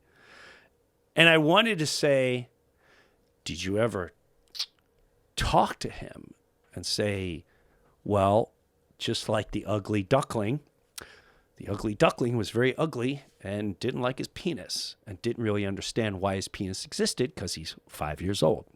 And then by the time he's 7, 8 years old, you start explaining that, hey, the penis is going to maybe, hey, there's some good things. There's going to be times you're going to have to piss really bad and you're going to enjoy that penis and you go out in the bushes and you pee while you have to go. This is the weirdest ugly duckling story Yeah, ever. yeah. Imagine if your dad is telling you the ugly duckling story about dicks and you're like, what are you trying to say, Dad? Your dad's Jim Just Breuer. say it, Dad. But the point is, like, I'm sure they had conversations, but her conversation ended by just saying, no, he just never liked his penis. He never liked his penis. He never liked his penis. I'm like, and I'm not to judge, but I just find it extremely dangerous unless your child is in a situation where they're may die. Well, there's no situation where you may die if you don't change your gender, unless you're talking about suicide. No, I'm saying to change your body's chemistry. Yeah. Because another thing is, I've dealt with teenagers that are addicts and visit them, and they'll clearly tell you the reason why drugs and alcohol are so bad at you at the age of 13, 14, 15, because your brain is not developed. Yeah. And it will affect your brain. So if your brain, and they say you really can't make 100% conscious decisions until you're between whatever. They think it's 25. Let's say it's 21. Yeah. That's But when your why brain is that? fully forms. But so I just question, not anyone out there. Right. Why can you change your gender? Why when you're would you still do it developing? as a child? There's no good answer. There is no. There's good no answer. good answer. This I is just this beg is one people of to those think things. about it But it's one of those things where if you bring it up, for the health. there's the ideology. One ideology is that this person has always been a girl and that they know by the time they're 2 and you should get them on hormone blockers as quickly as you can so you can change their gender as quickly as you can. And then there's another ideology that says, hey, wait a minute, you are doing something that, first of all, is very recent in terms of medical science. They haven't been around that long in terms of these gender or these hormone blockers. And you're allowing children to make decisions at a very young age that will affect them literally for the rest of their life. And it's not like it's a 100% success rate. There's a lot of kids who go through gender reassignment surgery that are very regretful. There's websites dedicated to it. You could read all these personal accounts. If there was a thing that always worked, like every time you did it and like, oh, they feel so much better. Like, I'm not making a comparison in terms of the same thing, but here's a good example. If someone wanted a nose job, like maybe someone has a really fucked up nose, a deformed hump on their nose, and you take that thing down and then they look much better and they're much happier. Right. And most good nose jobs, I bet, do have a positive success rate in terms of like positive feeling after it's done. Like, oh, Sure. I'm so happy I got that crazy fucking hook fixed on the Yeah. top of my nose. Yeah. This is not that. This is something way more complex. And it's also, there's been studies that show that for some of these people that don't transition, that wanted to transition when they were young, they wind up just becoming gay as they get older. And there's nothing wrong with that either. Right. There's other, human beings, if they want to do this as they're an adult and they know for a fact they want to do it as an adult, then they should be able to make their own choices. But when you're talking about really young children, and then you have all this reinforcement from people and trans activists and people that like literally encourage people to do this. Mm-hmm. It's you don't know. You can't quantify what's going on inside of a person's mind. The problem is, I think for some people, it is the right choice. For some people, if you got them on hormone blockers and then they transitioned to be a woman, they might ultimately be happier. That's real possible, but they might not too. And so when you're in this situation where you talk about a minor and you use absolutes like this is where they want to be, this is their true gender, this is what they should do, and then you encourage them and you lead them along. You're in this weird place when you talk with young people. You can encourage young people to do a lot of things because they're very malleable. Young people are very easily influenced. And they're also, there's a book written by this woman, Abigail Schreier. It's called Irreversible Damage. And it's about this. And it's about young girls in particular, that there's been an uptick of I believe it's over 1,000% of kids identifying, particularly girls, identifying as trans when they're in high school. It's called rapid onset gender dysphoria, where these girls, a lot of times socially awkward girls, a lot of times girls who, may be on the spectrum, they may have issues, and they get together and decide in clusters that they're trans. And it's very strange. And statistically speaking, it doesn't necessarily make sense if you think about like how many people like out of 100 would naturally be trans, or out of 1,000, or out of 1,000,000. It's much higher than that for these groups. And they feel like they're being influenced by social pressures, and they're making these decisions that they don't even have to have their parents involved. Like in some states, you can actively begin taking testosterone, and you can even get gender reassignment surgery on your own without your parents giving permission when you're 15, which is crazy. And, when you're 15, you're not even supposed to be admitted to a hospital with an injury without parental consent. But yet they're allowing these people to have gender reassignment surgery without consulting other people in their family, without consulting their parental guidance. You can't drink, you can't drive, you can't do anything, but you can go and have gender reassignment surgery. And a lot of people have issue with that. It's a super, super touchy subject. But why is it touchy? Well, this is the problem because they don't want anyone saying anything that's contrary to the narrative that they're trying to push out, which is that it should be encouraged for anybody who wants it. They should get them on hormone blockers young. There was another thing they were trying to say for a while, but they finally had to admit. They were trying to say that if you get someone on hormone blockers when they're young and they change their mind and decide to be the sex that they were born with, that there will be no damage. Now they're saying, no, it's not true. Now they're saying you will definitely change the way that person develops and grows, and they will have damage. So, like, this is obvious to anybody that knows anything about the human body and about hormones. But they were trying to pretend that it wouldn't have any effect on them. This is why I always, where does this start? Does it start with a mad scientist? No, it starts in universities. There's a lot of it. A lot of it starts with people that don't live in the real world, and they live in these super insulated liberal environments like universities. And they Who teach funds kids. universities? Well, people who pay to have their kids go there, or people that are kids that get student loans. I mean, that's if no one's paying, the university goes under.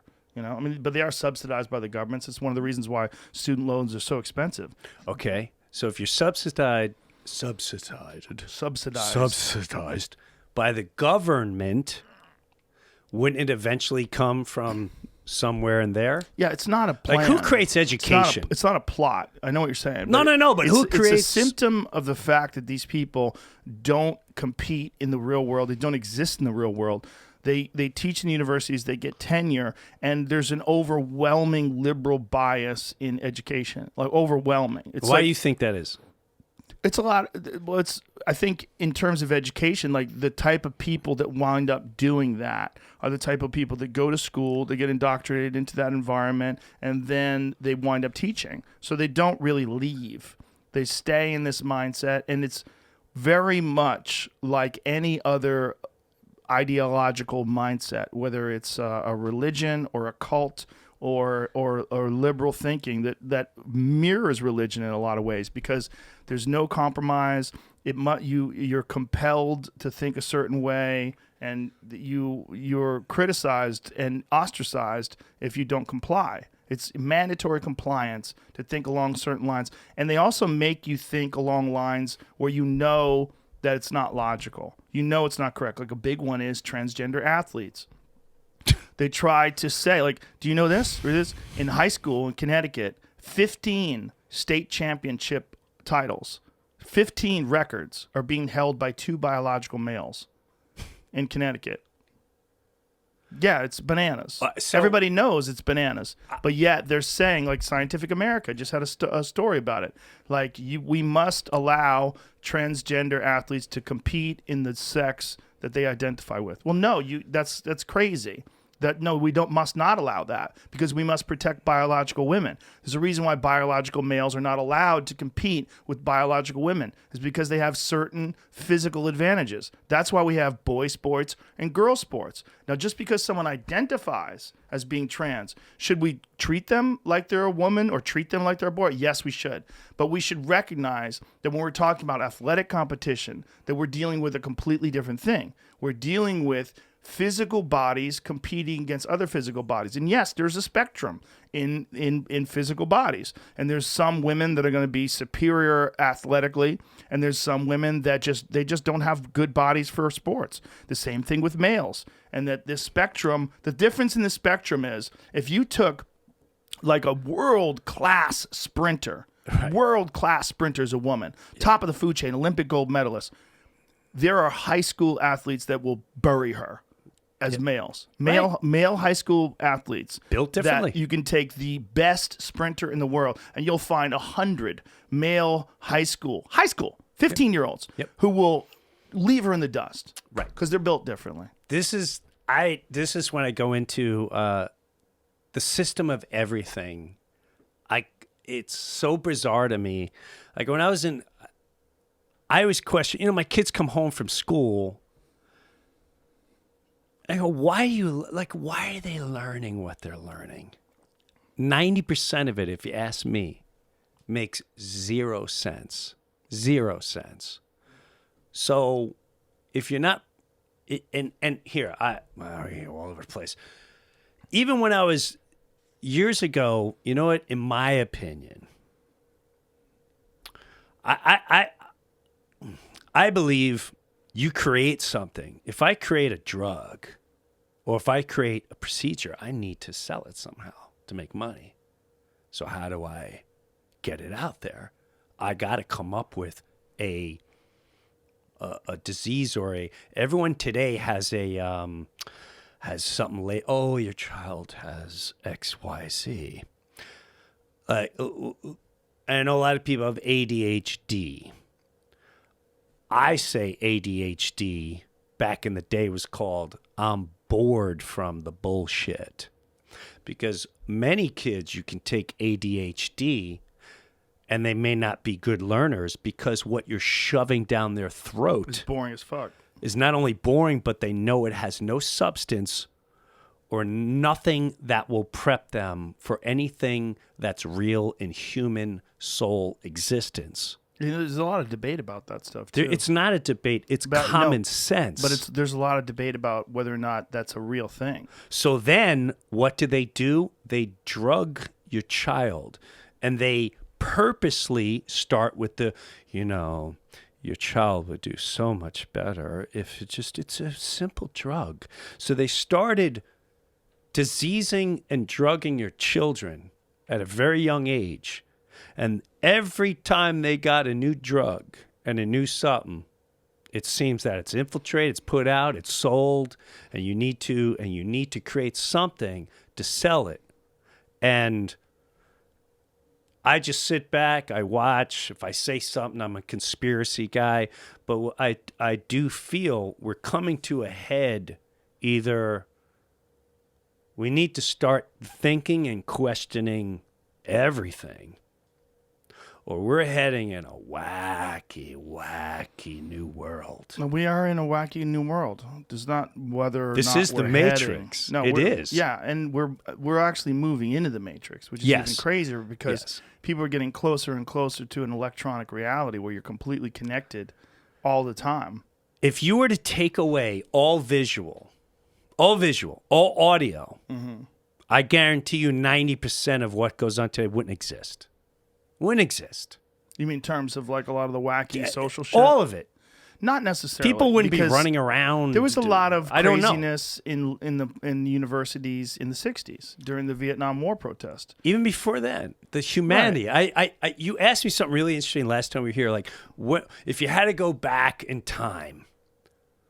What or if you had one question, and my question was, when did this all start? When was the first movement of you need schools? What do you need a school for if we're living off the land and we just got to eat and take care of one another? What do you need a school for? To make money? Well, money's it's fake. not necessarily just that, because people what with I mean? accumulated information, it's very difficult to find. You got to get it all in one place, and the best way to have it taught is have it taught by someone who's a professional intellectual, like someone who's actually been studying all this stuff all day long. Most people, if you have a craft, like say if you're a blacksmith, Right. If you're a blacksmith and you make horseshoes or knives or whatever the fuck you make, you don't have the time to acquire all of Galileo's theories and writings. right. Listen to Sure. what Newton had to say about gravity. You don't have time. Right. You don't have time for any of that shit. Darwin's theory. You're not going to study evolution. You don't Sure. have time. So you want to bring your children. You want to have people educated by someone who's a professional intellect. So like someone who's been studying these thoughts and concepts and knows how to teach them. The problem is, then they also have immense power over children, right? Because the children listen to them and look up to them, and a lot of them have immense egos because of the fact they have this immense power. A lot of them also are in a position of power for the first time in their life. So much like a newly famous person that wants a white tiger, they become indoctrinated into this world of power and attention. And so then they demand compliance in this ideology they're teaching to children. And then those children eventually get jobs at the university, and some of them become professors themselves. And so they continually perpetuate this world that they were indoctrinated into. And this world is extremely left-wing. You know, and they feel like they should be able to do these things here. Do you remember there was a lady that got in trouble a few years back because she was on a university campus, and this was when they first started doing safe spaces.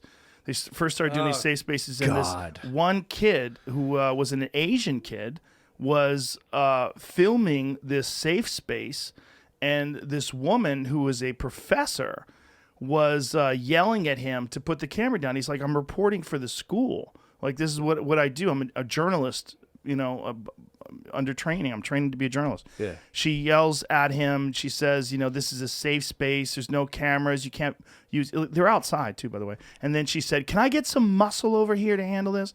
So she starts calling for reinforcement of her ideas. She's telling this guy, and then she's calling for people to come. She literally asked for muscle to come and help her physically intimidate this guy to stop him, because she's saying a bunch of ridiculous shit, Right. and he's filming it. So he Right. puts it online, Right. and she winds up having to apologize, and everybody freaks out. Right. But this is what people do when they can't get compliance. They want to bring in thugs. This is what's so dangerous, because all of all this fucking crazy socialist, communist, Marxist shit that people are being taught in university, we know where this goes. If you study Stalin, this ultimately goes to someone enforcing these ideas, whether it's through Russia, the way the Russians did it or the way the Chinese did it. When they want compliance, there's only one way to stop the people that resist. You have to use force. Force. I tell you what. This woman immediately went to force. Can I get some muscle? This is the way the human mind works. Yeah. When you're trying to tell people what to do and they don't want to listen,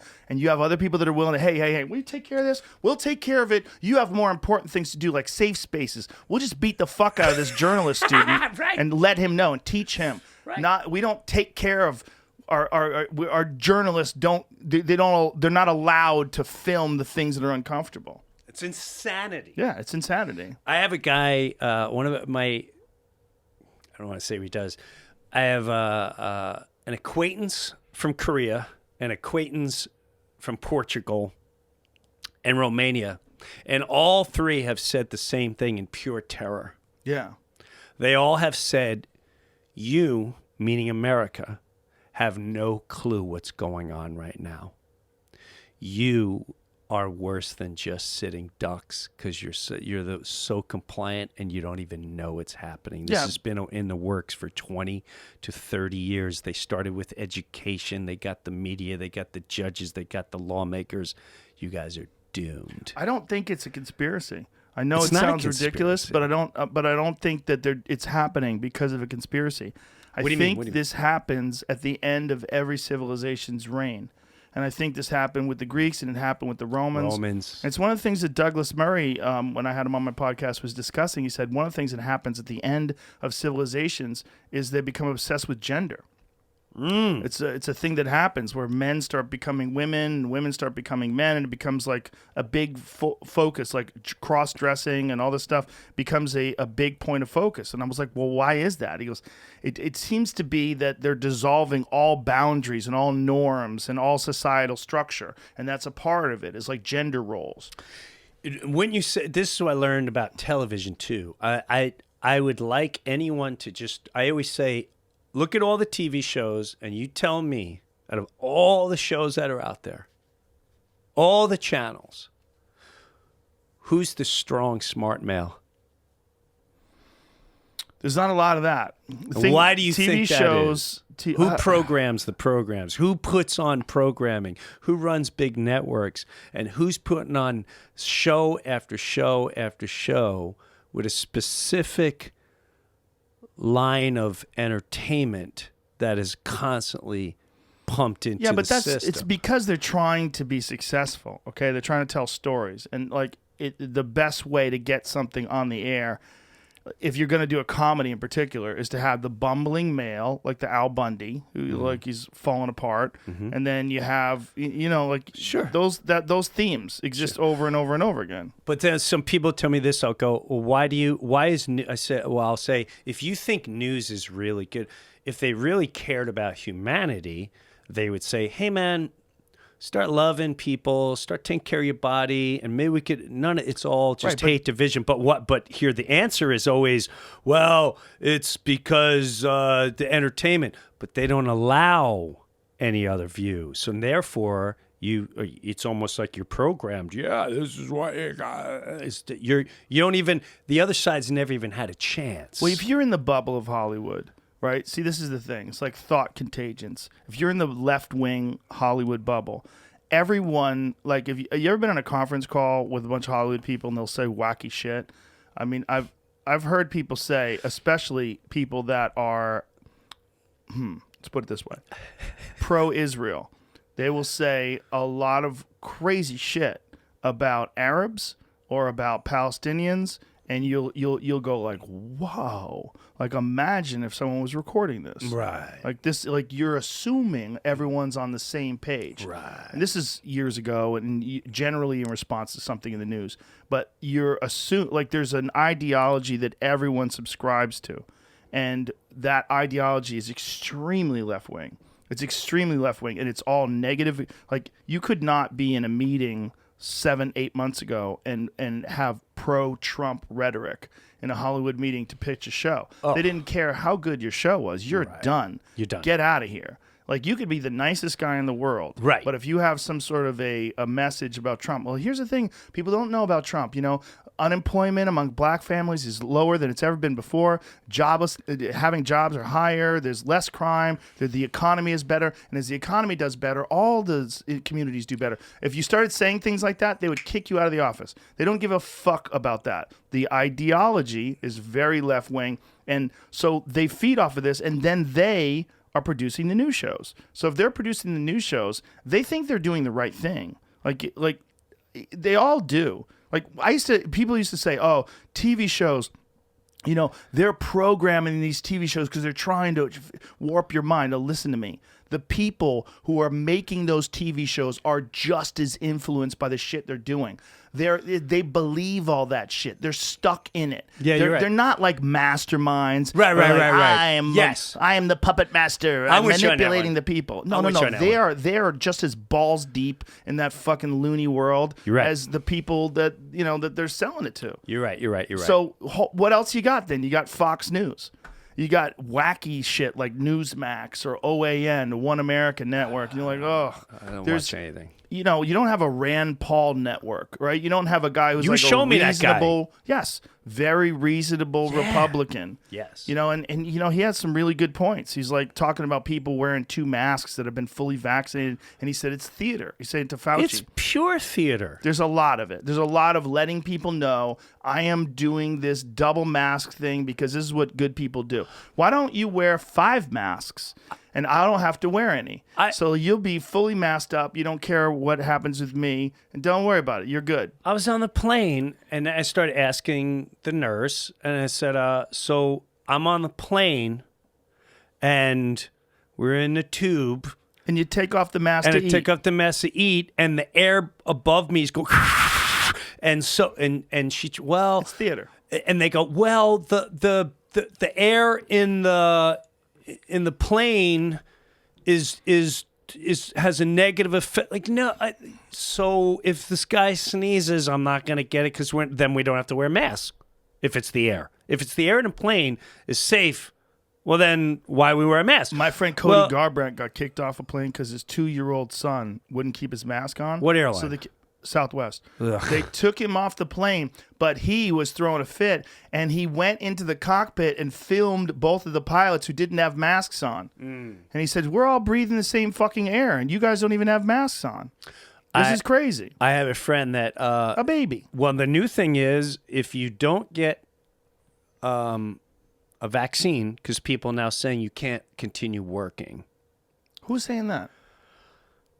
I have a friend who works for something, and she said, "Well, they said that you have to be fully you need vaccinated. to be vaccinated." There's hospitals doing it. There's doctors doing it. So here's the thing: if you don't know the effect, and you can't sue any of this trial, because at the end of the day, it's a trial. I believe. I don't think it's. I think they admit they don't know. We don't 100% know. Whatever it is. If I do have an effect, should I? If I'm coming to work for Joe Rogan, and Joe goes, Jim, listen, they said you need to get vaccinated, and you get vaccinated, and there's a negative. And there's a negative. I should be able to come after you. I think. Who do I sue then? I would be the only person you could come after, because I don't think you can come after the company that makes them. You No, can't they come made after it clear Pfizer you can't. Or Moderna. No, you can't. You know what, man? That's problem where what we're going. Rand Paul was saying to Fauci was that when people have got the virus and got over it, even the small amount of cases where people did get reinfected, it was very mild. And he was pointing out the fact that you keep these antibodies for a long time. And they're showing people, Jamie has antibodies from October. Mm-hmm. So here we are in March. It's almost April.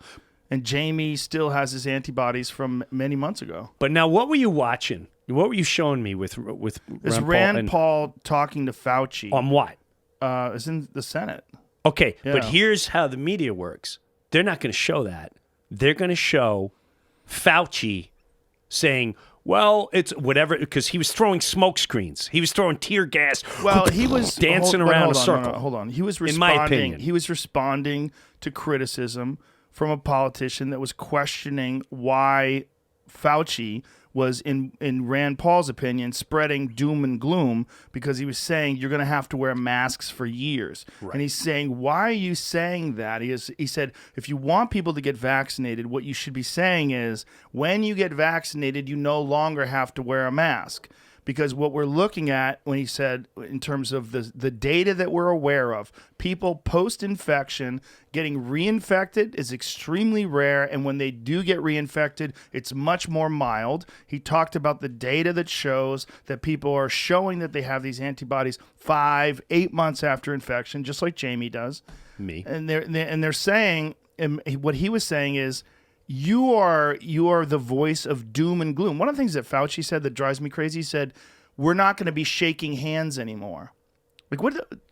Well, yes, we are. Yes, we are. Yes, Well, we are going to shake hands. What he constantly was questioned, Rand Paul? Is that yeah, Rand Paul? I try to tap out as much as possible.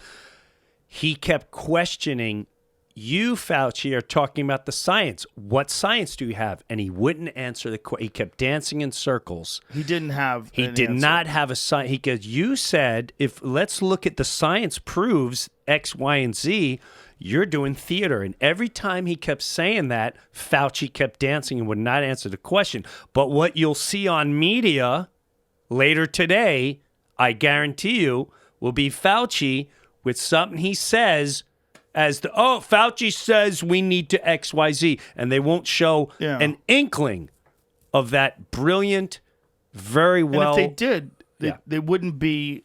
It wouldn't be full. That's and in mind context. control. That's mind control. That's not entertainment. That's mind control. That's a crime on humanity's mind. And you know when this began? When? Years ago. Should we get high now? I'm already high naturally, bro. You wanna? Knock it out. We're getting into this mind control talk. Bro. Ah! But listen to me. Yeah. Why did they, if you go to the airport, I don't have a choice of what's playing at every gate. It's always CNN. Why? Because they're trying to. It's mind control. No, they're trying to give you the news before you get on. No, a plane. they're mind controlling you. You think That's so? a crime on humanity. I should not. That's a push. You're pushing it a little bit, I think. You may think so. Listen, Put on something neutral. It doesn't make you talk. Sometimes it's too loud. I can't even hear myself. I'm forced to go there. Otherwise, now I got to go to the food. Why would you have televisions blaring news at gates with children and families of people that have no interest of what's going on? I should not be forced to have this eye pornography and ear pornography. So what do you think they should do?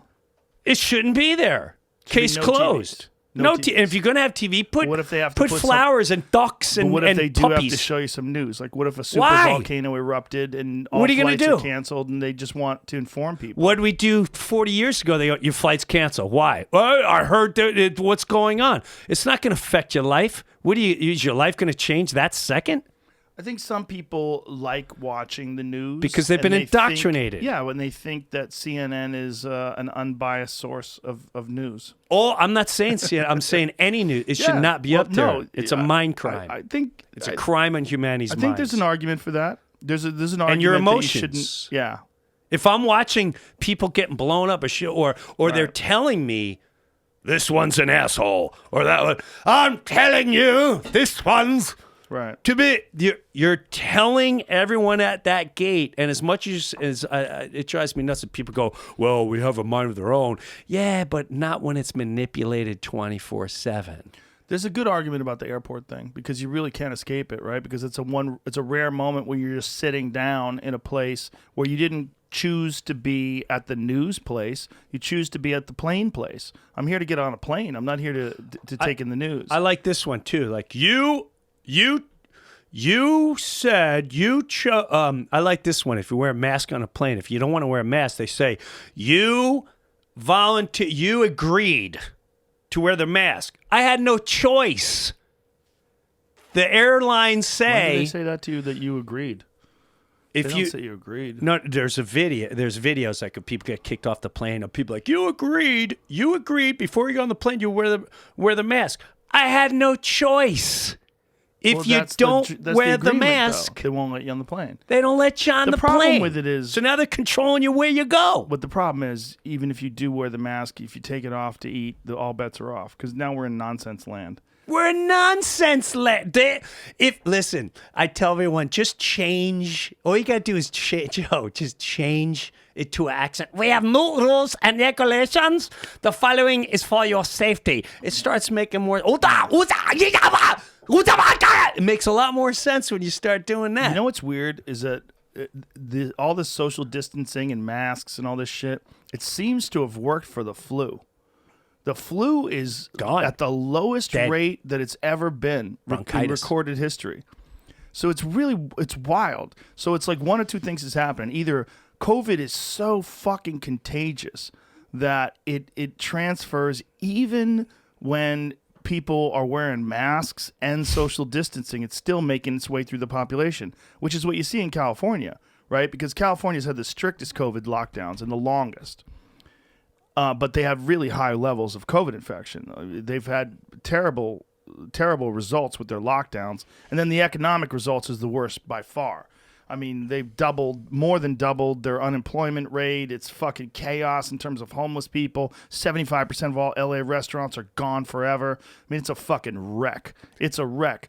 But if you look at the flu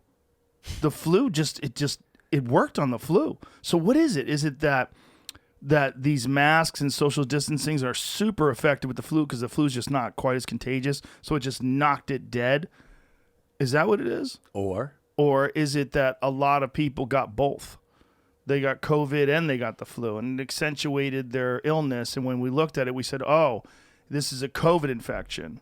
But is it a COVID infection plus a flu infection? Because it might be that, because that's one of the things that does happen to people that get the flu, right?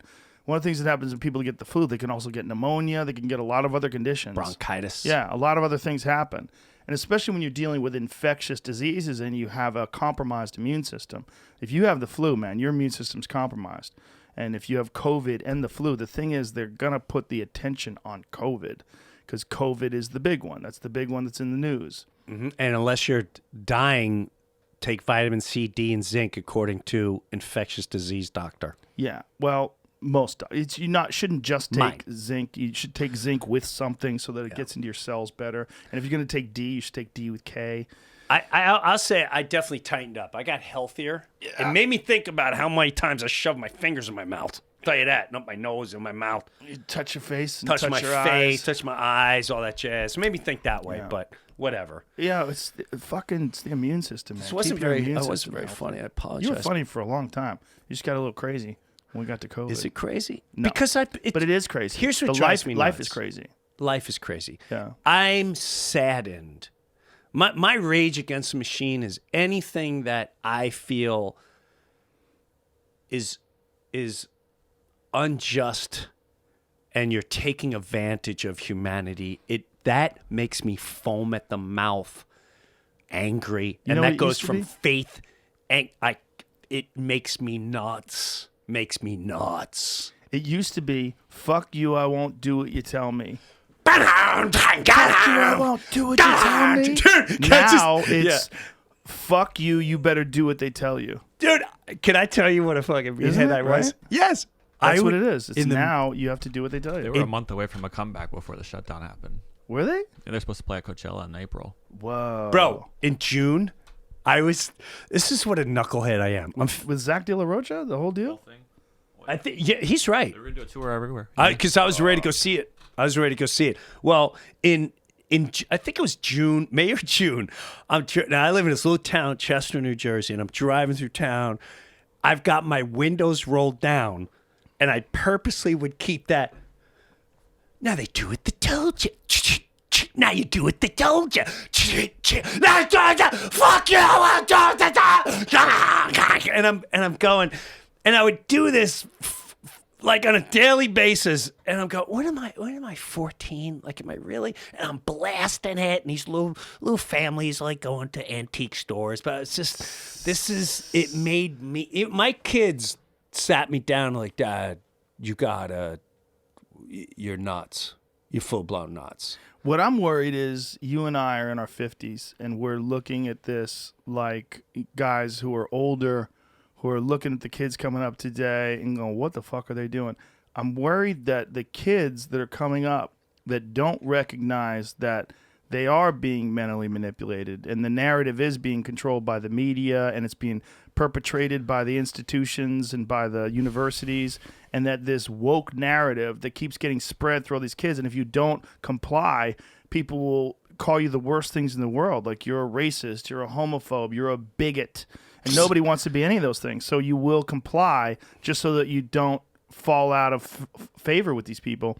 That these poor kids won't have the opportunity to think for themselves. That they'll be so trapped in this ideology that we are dealing with something like communist Russia. We are dealing with a controlled population that is totally adherent to an ideology. They're totally compliant to this ideology. I'm scared of that, man, because that could be what's bubbling up right now, but we won't know it until it's too late. When all this shit was going on in the universities, I was complaining about it years ago. And I remember people saying, like, why do you care what's happening in universities? You're a comedian living in Los Angeles, and you're caring about these arguments in universities where they're shutting down conservative speakers and blowing bullhorns and setting off fire alarms. I'm like, this is thought control. Thank you. They're controlling the way these children see the world, and they're forcing compliance to this one ideology Whereas school is supposed to be about ideas competing. Yes. It's supposed to be the battleground of ideas. And you're supposed to be uncomfortable, and you're supposed to learn from things in these uncomfortable environments where people discuss things and you get to hear one person's perspective versus another person's perspective. Is there nothing more exciting if we had 4 or 5 of us and we have all different views and we're just hanging out and we're just talking and, I'm not really into what this one's saying, but like, you know what? I get it. I get where you're at. That doesn't exist anymore. No, it doesn't exist very often in very many places. I try to be as open-minded as possible with things while still having my own opinions. Yeah. But I really do. As much as I get criticized of not doing that, it's hard. It's hard to do. I don't always do it the best. No, but I've what listened to you. I think you do do a damn good job. But what I'm I try, not blowing smoke up. I try. I really do. We all it's do. my idea. Yeah. It's my intent to listen and to try to understand other people's perspective while also being rational, but also recognizing cult thinking. There's a lot of cult-like thinking going on, and that's what woke America is.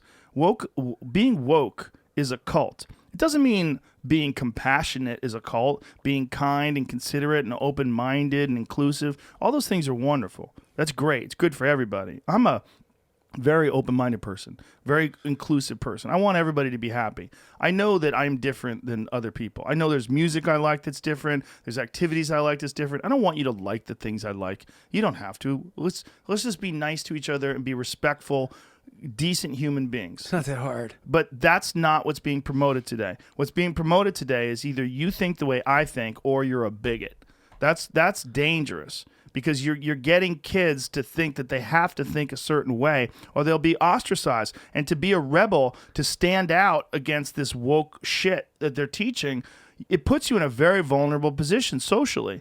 Very vulnerable position for people that are at their most vulnerable in life. Young people that are trying to find themselves and they're trying to fit in. They want social credibility. They want people to like them. And you have a very hard road if you don't toe the line and follow the ideology that's being pushed predominantly today. It's no different than following that white tiger in leather pants, just a different ideology. But you're following the same thing. It's very similar. Blindly. Yeah, it's very similar. People really do love to be a part of a group where you're accepted and appreciated. I know. I'm chilly. You chilly? Really? I get chilly a lot. My hands get chilly. What's going on, man? Is that a post-COVID thing? It could be. Do you have COVID toes? I got COVID toes and I got COVID eyes. My eyes get all chapped. No. Yeah, it's fucking weird. Dude, I started wanting to learn how to hunt. Yeah? I literally wanted to hunt. When the food was scarce? No. I started going, are we going to go into an area where we have to tap out? And this whole thing just made me think of everything differently. Like if governments, because at the end of the day, it's governments, are able to pull the rug on everything you possess, all your work, everything, and say where you can walk, how close you can stand next to each other. And as much as we believe that would never exist, are you prepped for, God forbid, the electric grid is turned off? And then you want to talk about chaos. Yeah. Wow. Well, we came 4 minutes away from that here in Texas. The electric grid almost went down. When the power grid was really vulnerable because of the cold, because everybody was like trying to heat their house up and everybody had the power on, it almost collapsed. And that made me realize, wow. And it's really funny because my wife, who's in the Lord world, she found Jesus years ago. She's not like, hey, read the Bible. Tell Joe, make sure he finds it. She's not like that. But that's her base, right? Where I'm more spiritual, and I remember I was going with a friend of mine. He's like, you want to learn to hunt? He's teaching me guns and all this stuff. I said, I want to start learning how to hunt. Not only hunt, but I want to. New Jersey's actually a good place to learn to hunt. There's a lot of deer and tons of deer, a lot of bear. A lot of bear. I think they stopped the bear hunt for a while. I don't know if I'd kill a bear. I don't know if I'd kill an animal yet. Yeah, you could. I know. Trust me. I'm sure I can. You could. I'd You have eat to meat. India, Joe. No, if you No, if I needed it, I could do it. you'd have to Indian it. Is that what Yeah, you said? meaning like, I'm sorry, the spirit world, I'm gonna eat you, and Yeah. I'm so sorry I had to take your life. I'll make sure it's done well. You know what I mean? That's what I mean. Like, I get it. Give it blessings. I understand. I don't know if I personally can take out an animal yet, but I booked it. Right? I booked it. We were booked a gonna go on a hunt? hog hunt. Oh, that's a good one to go on. Yeah, we're gonna go on a hog hunt. Where are you in going? Tennessee. Oh, okay. But I got my first gig booked the week we were supposed to go. I was like, listen, man, I haven't had money in a long time, which also changed my world too. I don't have the means to go. I don't need to work. Right. You have to work. This one's in private. This one's college. I'm like, thank God I was able to go as long as I did without it. Yeah. But I went, you know what? I want to know, God forbid, I could take this thing. He's like, oh, bro, I'll bring it. And, okay, it was all hooked up. And I remember having dinner with my wife, and we're with another couple, and we're sitting there, and if I have 2 drinks, I'm happy, and I'm chatterbox. And I'm sitting there, and they're like, yeah, and meat. And I went, oh, my God, I'm going for my first hunt. And Dee goes, what'd you say? I said, Frank's bringing me on. I'm going to learn how to. She's like, no, you're not. I went, yeah, I am. I said, I'm not killing it. I'm just going to watch. I'm just going to watch, and I'm going to learn how to cut it. But no, I want to learn to cut the animal, stock the meat. How do you stock the meat? Am I able to eat this down the road? Am I able to? I want to learn how to fish, all to survive, not to. And I really want to start getting into that, bro. I really want to start getting into that. And People don't. Oh, so what I was gonna say was, so 2 weeks later, it gets blown out of the water, and I told Dee, I'm like, Dee, listen to me. The reason why I was doing that, I said, I'm gonna be dead honest with you, because there's a little part of me that's freaked out. I'm going to be blatantly honest here. There's a little part of me freaked out. I don't know where this world is going. If you told me the world's going to shut down and tell you what to do and think and blah, blah, blah. I said, I saw this years ago, but now it's intense. Now it's getting intense. I go, I want to know. And she goes, Jim, I'll be killing the animal and I'll be skinning the animal, and so will your youngest daughter. And she made me belly laugh so hard because she was dead serious. My wife. So why didn't she want you to go hunt? She just thought, she's like, you don't need to learn that right now. You're doing it out of fear. But Listen to I me. want to. Listen to me. I'm listening. Listen to me. Hunting is not easy. It's not something you just do. You Right. got to learn how to do it, and it takes a long time. Right. And I've been doing it for almost a decade. It takes a long time. I'm barely good at it. If I'm on my own, it's hit or miss. I use guides to help me. I use guides to show me where's the best place, and I learn from them. Just like when I did martial arts, I use coaches, and I learn. I'm a good listener. I'm a good student. Like everything I know about hunting, I know from my friends that taught me how to hunt. My friends like Cam Haynes and John Dudley and Steve Ranella, they taught me how, and then I learned from guides. And I do it that way because I'm humble and I'm open-minded, and I know what I do and what I don't, what I can do and what I can't do by myself. And I have a limited amount of time. The amount of information that you have to know to be good at hunting is staggering. It's not simple. You have to be physically fit, because the animals are fucking smart, and they go in the woods and they hide. They go in the mountains. They go in high altitude. Elk, generally, they're not a high altitude animal. They used to be on the plains. The problem is people came along, and so they relocated to the mountains because they know it's hard for us to get around. They've figured these things out. If you want to be a successful hunter, you got to learn how to do it. This idea that once civilization collapses, then I'll learn hunting. The fuck you will. The fuck you will. You ain't going to learn shit. And you need someone to show you how to do it. And that's why I want to start learning now. And I also know, just like on a completely different way, golfing. If you're going to learn to golf, you need to learn. You Someone need has to show go you how with to do guys it. that aren't intense. They're willing to teach you. Yeah. So with this hunting, I still I'm going to go, but I want teachers. Like Yeah. guys like, I know You you're need a guide. I You need a know guide. you're totally wet behind the ears, and I'm going to show you everything. You're gonna have to learn a lot, and you're also gonna have to be fit. It's not an easy thing to do, man. Especially if you want to go after any animal that's a mountain animal. It's fucking really hard. And this is coming from a guy who's worked out his whole life. It's hard for me. I have a guy who wants to take me to, bro. He's his name's Will Jamero. He was in World War II. He was trapped in the towers. They did a whole movie on it. He lives in my town. The guy is an insane hunter. He's full blown. How old is he? He's like our age. He was in World War II. and I'm he's sorry. our What did I say? age? World War II? Oh my God! Twin Towers. Jesus. Okay, I didn't understand. Will, I am so sorry. You meant he was in the 9/11. Yes, I meant Okay. 9/11. That's wow. I'm getting dementia. 2000 that's 2001, Jim, not 1940. I was like, how old is this guy? He's our age. I think your friend might be full of shit. Whoa. No. He was. I believe it. I'm saying if he was saying he was in World War, imagine you run into a guy who says I was in World War II. Hey, he's like, bro, convinced I was in World War II. you're 40.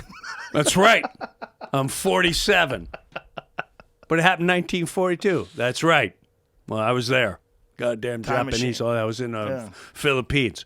But this guy, he shows me his stuff, and he tells me to say he spends 2 weeks in the middle of nowhere. Oh, it's like one of them backpack guys. That Oh, camps in- yeah. He's intense. I have a few buddies that do that. They do solo. My friend Adam Greentree, he does these long solo hunts. Well, he'll go into the mountains for fucking. He did one where he did it all and documented a lot of it on Instagram. And we followed along and got a bunch of other people to follow him along too. But he was by himself with like solar chargers to charge his cell phone in the mountains. It took 28 days until he was successful, camping out in the woods. And he had multiple encounters with a grizzly bear.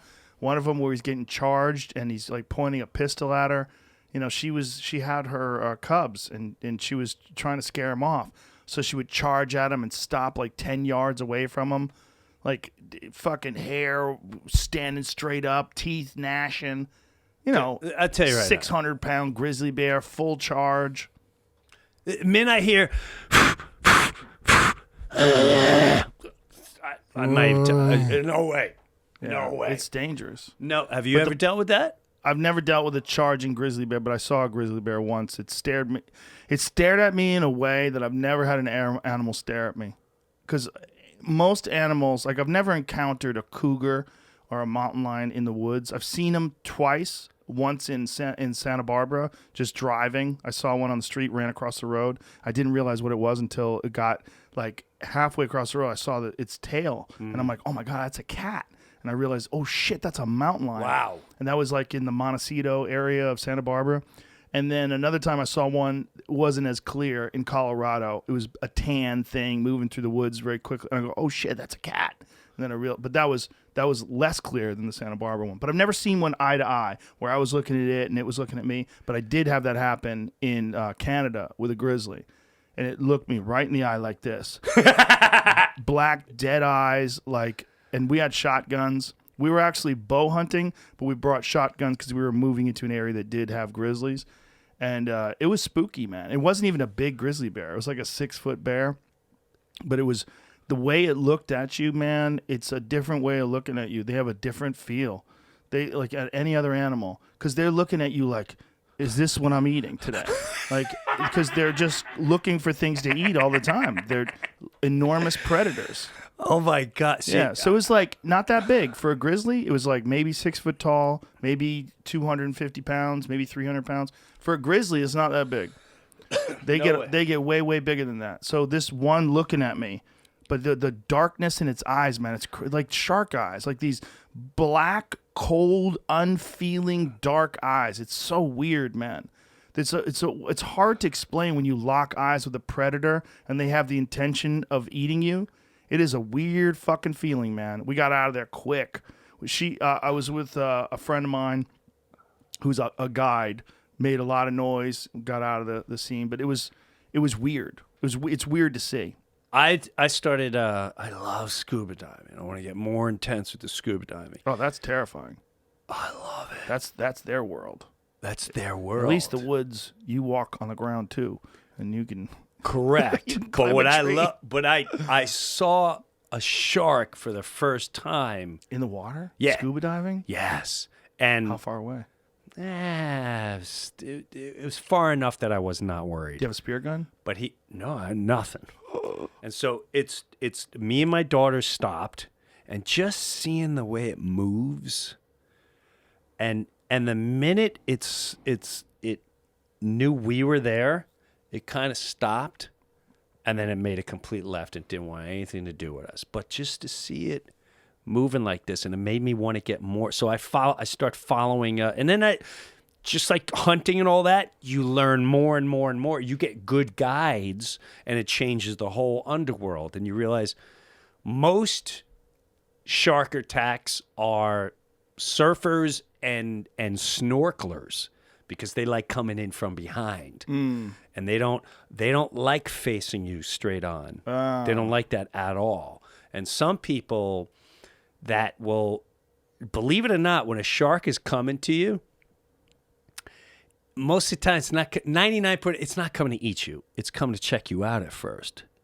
And the real aggressive ones that will come towards you, you very rarely they open their mouth to take a chomp. You because you don't know what's coming. They're coming from behind.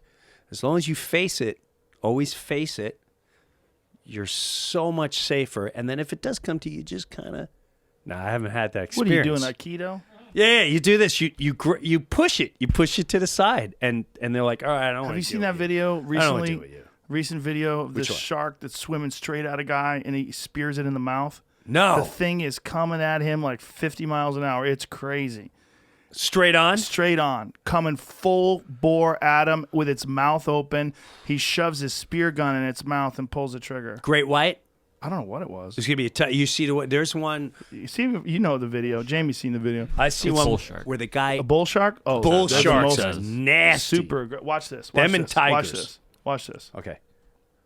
So this guy's in there spearfishing. Yeah. And look at this motherfucker. Oh! Right at him. He was coming right for him. Right? Full blast. He was coming for him. Yeah. Look at that. Shot him right in the mouth. Good. Wow. I'm eating bull shark for the next couple months. Isn't that nuts? That's a dangerous animal. Do you know the New Jersey story that inspired Jaws? Do you know that story? No. Here's the thing about bull sharks. Bull sharks swim upriver, so they swim in fresh water. They found bull sharks as far north as Illinois. What? Bull sharks have made it as far north up the Mississippi River as Illinois. They can swim hundreds of miles through fresh water. So the attacks from the early 1900s that inspired the movie Jaws were actually attacks on a river. It was a river that was in New Jersey. Wow. There was a series of people that were murdered by bull sharks. They were killed by bull sharks. I forget the river, but this is like early 1900s where they wore those goofy like Popeye style bathing suits. Yes. They probably thought it was a seal or something. No, they just thought go it there. was food. They don't give a fuck. They don't get. It's just like you said with the grizzly bear. It Bull just sharks. looks- Bull and sharks are vicious. and it's food. But Yeah. there's people in Florida. There's an area in Florida on the East Coast where my friend went and dove with the nurse sharks or. Oh yeah, nurse sharks are peaceful. Whale sharks. I'm sorry, nurse not sharks. nurse sharks. Tiger sharks. Oh, those are dangerous too. And it's a breeding ground. And this, Oh. and this maniac, they jump in. You pay a lot of money to go in there Almost die. to almost die. And they tell you like, well, you got to keep constantly. No, I don't. Why?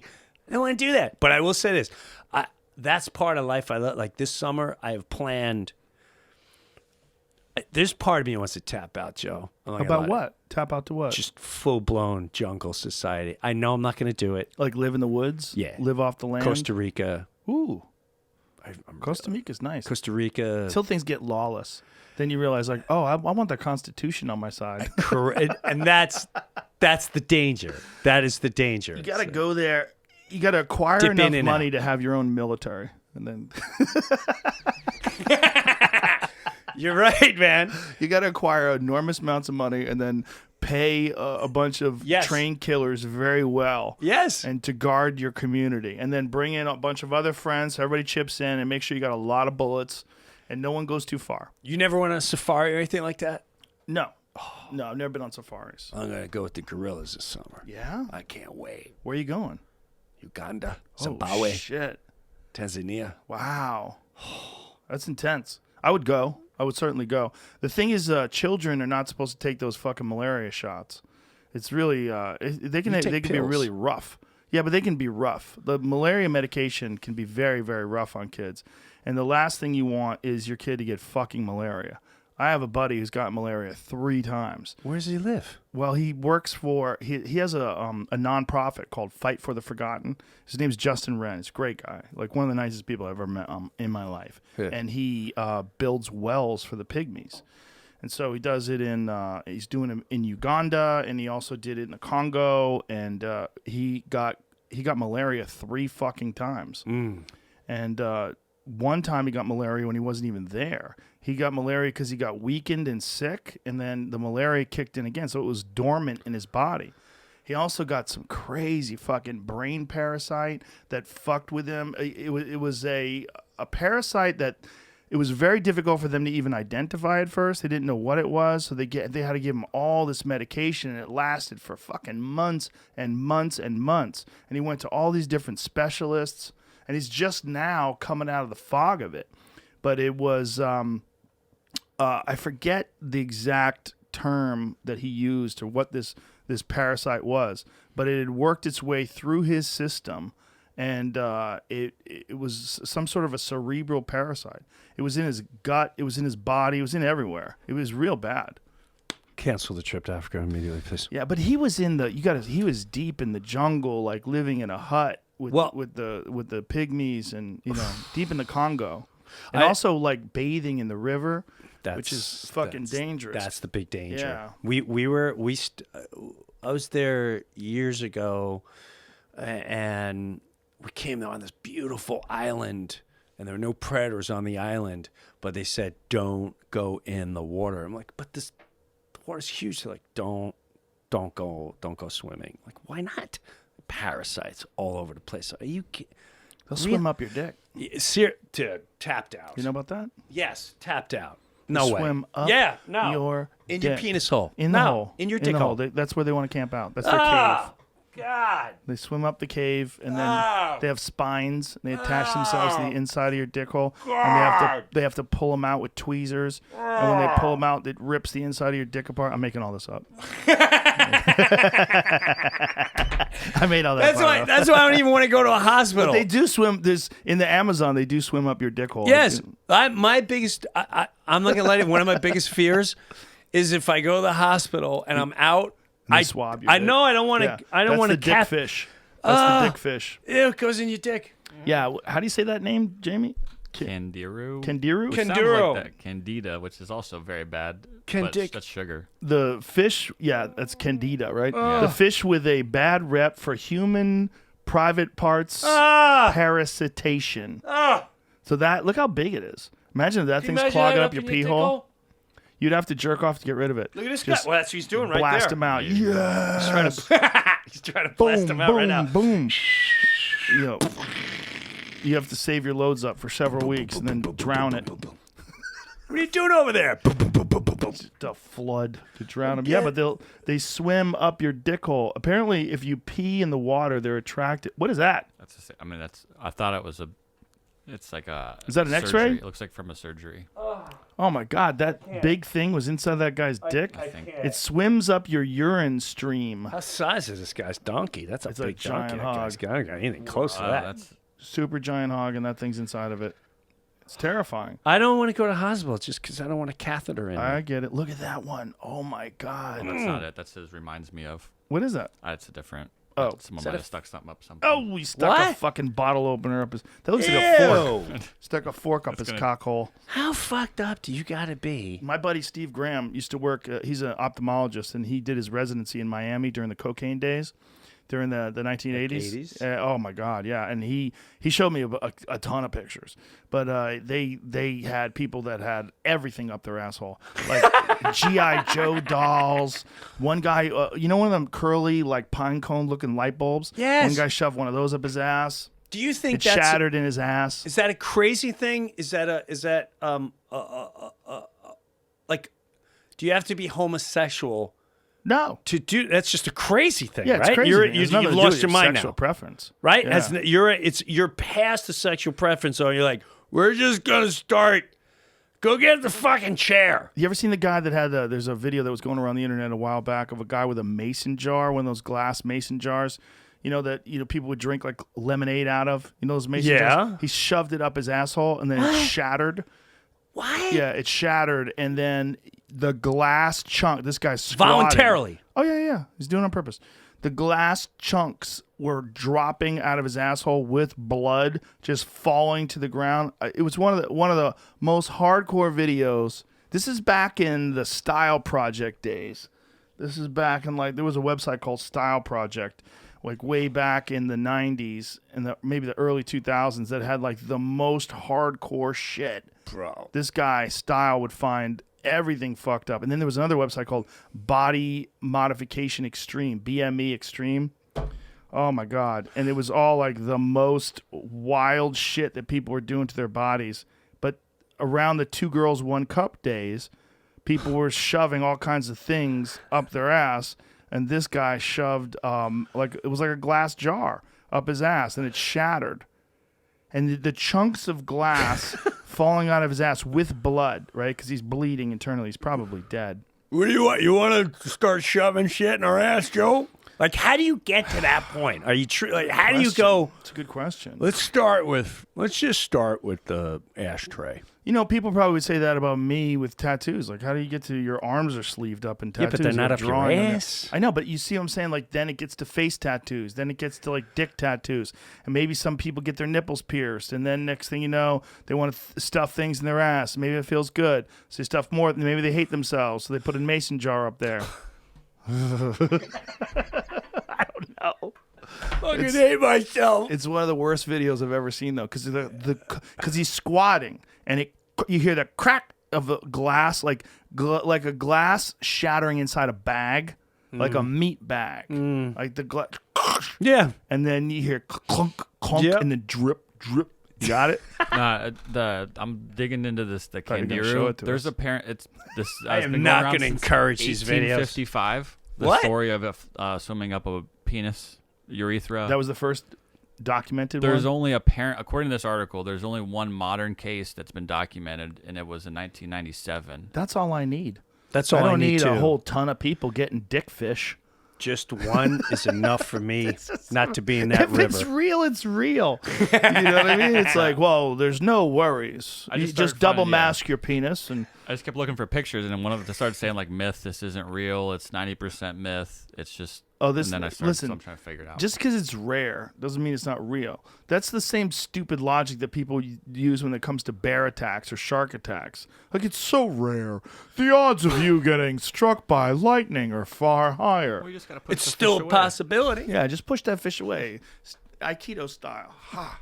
Like you're the fucking karate instructor in Napoleon Dynamite. That's the other thing I Break wanted the to- wrist, walk away. That's the other thing I was gonna. So it was hunting, and I was gonna try to learn jiu-jitsu, right? So Yeah. I'm like, I'm too old, man. You're not too old. Anthony Bourdain didn't start till he was like 58. Really? Yeah. Because I think that would put me in insane shape. Yeah, And it my will. my biggest fear is just some punk. Mm-hmm. And I'm like, I'm really not asking for this, bro. I swing at my car. So Yeah. I get out of here.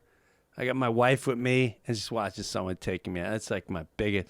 Because the old days of just giving you a kick or a punch or running. Mm-hmm. And when these kids get on top of you, it's like having an alligator on you. I don't know. I went to, so there is but it's hard to find where that place is. I remember I What do you reached mean? out to a martial arts place? I could find you that. a real good one. Oh, in I could find you Jersey. that. I could find you that. Jersey. Yeah. I'm I'll tell sure you there's where a I place live. near you. No, listen, I'm sure within a normal drive, Yes. there's a good place near Within you. an hour. Yeah. I guarantee you, 100%. Would love to Yeah. do that. How far are you from the city? Oh, good. I don't want anything to do with No, this. you don't have to go to the city, but how far are I'm you? an hour. Oh, then 1,000%. There's somewhere near you that will be good. There's a lot of good places in New Jersey. There's plenty of good jiu-jitsu. right. Jiu-jitsu is so widespread now. Listen, it's a great thing to learn just for your mental health because it's exhausting and it just makes you feel good when you get out of there. You're relaxed. You know? Well, not only that, it's part of a, years and years and years and years ago, whatever. I would train with these guys. There were Green Berets. I was a kid, right? But one of the most fascinating parts about it, which I'll never forget, which I think saved my life one day, was this one guy, Sensei Romeo. He would give these long, he was a little guy, but he had these intense piercing eyes with these black freaking eyebrows, right? And he would talk about the true warrior knows how to avoid and use your mind before the physical. If you can avoid the physical and tear down your enemy with the mind to be able to. How are you going to do that? Well, check this out. Okay. So I just remember him talking about if you know you're not going to win it, blah, blah, blah, blah, blah. So cut to, this is weird, Joe. I'm in Denver, Colorado with my dad, right? Now my dad's like in his 80s, and I bring him around a lot, and I know he's gonna be around a lot, but I love having my dad around. So my dad, he's having a blast. This one day, and I meditate a lot. Do you? Meditate, pray, whatever. What kind of meditation you do? Just silence. I'll sit.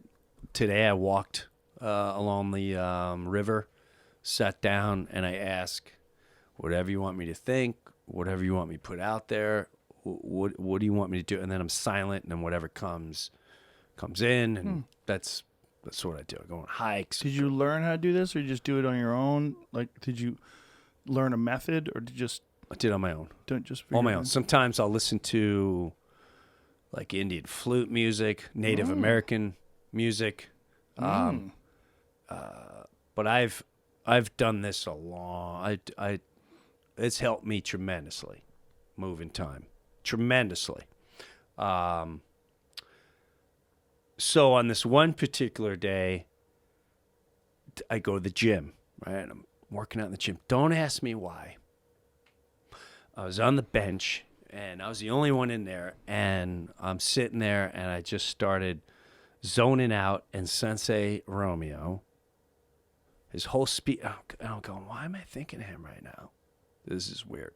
So as I'm thinking of him, he starts, I see that whole speech about you never know when you have to avoid and when you're going to be attacked, and it's more learning all this jazz, right? I'm like, what? Cut to... That night, after the show, the whole staff is like, hey, you want to go to, we're all going to go out. Let's bring your dad out. It's my last night. And they probably have room for one more drink because it's a late show. So we go there. We're in downtown Denver. We have the whole table in the, there's a glass thing looking in the street.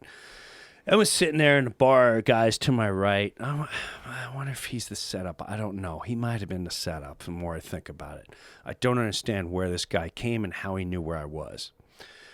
All of a sudden, this huge biker comes. I mean, he's got the he doesn't have brass knuckles, but he's got shit around his knuckles. So clearly he's ready to use them. He was about 6 foot something, and he sees me in the glass window, and he walks in, and he leans over. My father's right here. He leans over my father and grabs me. He's like, "Fucking outside, right fucking now." Wait a minute. You don't know this guy at all? No, but now right now I have no clue who this human being is. Right. No fucking clue. Okay. I said, okay, relax. You ready? He goes, I was at the fucking show. You disrespected my family outside. I'm going, what the fuck is this guy? But my biggest concern right now is not this guy. It's my dad having a heart attack. Right. Because my dad will get up. He's a World War II vet. He don't give a shit. Right. He's gonna die. That's my concern. I gotta protect him. Now the whole staff is like, hey, but the more they want to get involved, the angrier he got. So I was like, hey, I will talk. You want to talk? We'll go outside and we'll talk. I don't know why I was so calm. To this day, I don't know why I was so calm. So I go outside the front door. I said, what's going on, man? He goes, you fucking disrespect my family. You disrespected my sister tonight. You never fucking. I said, okay, I don't know what you're talking about, so you have to tell me what's going on here. He goes, tonight, my sister passed out. And now it's coming to me. I know exactly what happened. He was in the audience with his sister and a bunch of people, and during the show, all I heard was crash. And everyone's like, and I could not see. And I went, what? Everything all right? Everything all right? What's going on? I didn't know if there was a fight, whatever. And they're like, she's drunk. It was a woman on the floor. I said, is she okay? Is she all right? I don't know if she's spazzing. I don't know what the fuck's going on. So they lift her up, and I realize she's just drunk. Okay, we're okay now. Now people are starting like, hey, I got her out of there. And I said, oh, man. Now I waited till they were long on their way out. And all I said was, she is not going to have a good rest of the night. I go, this is just the beginning. I said, thank God she's okay, but this is just the beginning. And I go off on I go in a character of what her events are gonna be, and she needs to pull over, and she's alleyway, and it's all the and the people are up, right? And they're howling. Okay, so I'm crushing it now. So it all comes to me. Okay, this is the situation, and he goes, "My fucking sister, and you disrespected." I said, okay. Sensei Romeo goes, and I go like this. I go, okay, I'm just going to explain one thing to you. And if you feel you still want to and dude, I swear to God, Joe, I looked to my right and I said, okay, that's where I'm going to fall when he hits me, because he's clearly going to hit me. And that's a little sharp right there. So it's all bricks. And I'm looking at my dad, and now my job, in my head, I went, I need to talk to him as long as I can until at least police arrive, so when he does hit me, I have enough time to recover before he possibly kills me. This is what's going on in my head. And he goes, he said, well, he said, disrespect my sister, blah, blah, blah. So I said, listen, what is your name? He goes, John. I said, John, okay. If you remember tonight, the first thing I said is she okay? Did I not ask about her health? He goes, you did. You fucking did. I said, now, when I realized she was okay, did I make fun of her? When we were walking, I said, hold on now. Remember, I waited till you started walking. Now, what you need to understand is that whole crowd pays a lot of money for my attention. I go, now they're all staring at your sister. They're staring at you. They started saying things. So now my job is to get that attention off you as you get her out into safety, and then get it back on me. Now, I didn't say anything derogatory towards her. I didn't call her a stupid bitch or a drunk whore. All I said was, oh, man, her night is just beginning. It's going to go from here to here. And the more they laughed, it was back on me. And this guy, on my kids' lives, hope I die if I'm lying, started crying. And he goes, could you talk to my wife and tell her I'm not going to jail tonight? Oh, Jesus. Swear to God. And I went, sure. He goes, no, man, it's cool that you Because he was planning on hitting you and then going to jail. Fucking me up to go to jail because of his drunk. You almost called her a whore. I almost did, but I didn't. So, and now I'm on the line with a female who's going, I fucking take a line, you fucking disrespect. So I'm like, That's what she's saying? Pretty much. That's all I heard. Yeah. That's all I heard. But because of whether it was I truly believe it was the meditating or learning that experience of Always check your surroundings. I still do it. I walk nonstop. I'm always looking at my surroundings, what my exit route is. If this person approaches me, how am I going to get out? Nonstop. And that's through battle training. But I feel like I need it in my head. You laugh at me, dude. Battle training. You know, whatever the fuck you call Listen, it. it's You know always what I good mean. to talk to people rather than get in fights with them. What's that? It's always good to talk to people talk. rather than get in fights with them. But if you're, But that guy's extremely demanding. That's preposterous. But if you can't, in that scenario, if I didn't have the patience to talk to him when I was ready to fucking go down, I'm done. I'm doomed. I would have got fucking murdered. But So you want to learn how to fight. I want to learn how to, Defend yourself. God forbid, I can't talk out. And I could take care. I've been in brawls. There's nothing more. Brawls are not fun.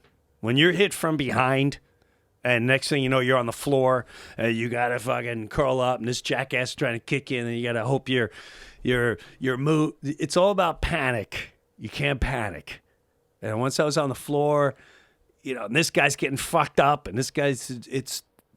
I don't think I'd ever be in that position because I was young, but I think it's very important that everybody. Like, that should be a course in school. Why the fuck are we learning about Ponce de Leon? Ponce de Leon, fucking Saint Logan. Who gives a shit?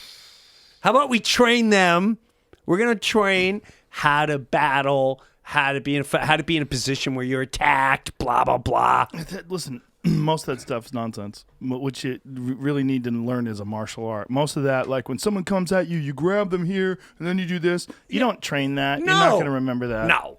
You need to learn its concepts. But it's good for everybody because it keeps people from being assholes. Like when you really know how to fight, you're very rarely going to fight. You're very rarely an asshole. And that's what I was saying. It's like once you learn it, Yeah. I'm not going to be an asshole. I just know what I'm capable of. And you know what? I'm going to. So why don't you do it? I'll find you a school.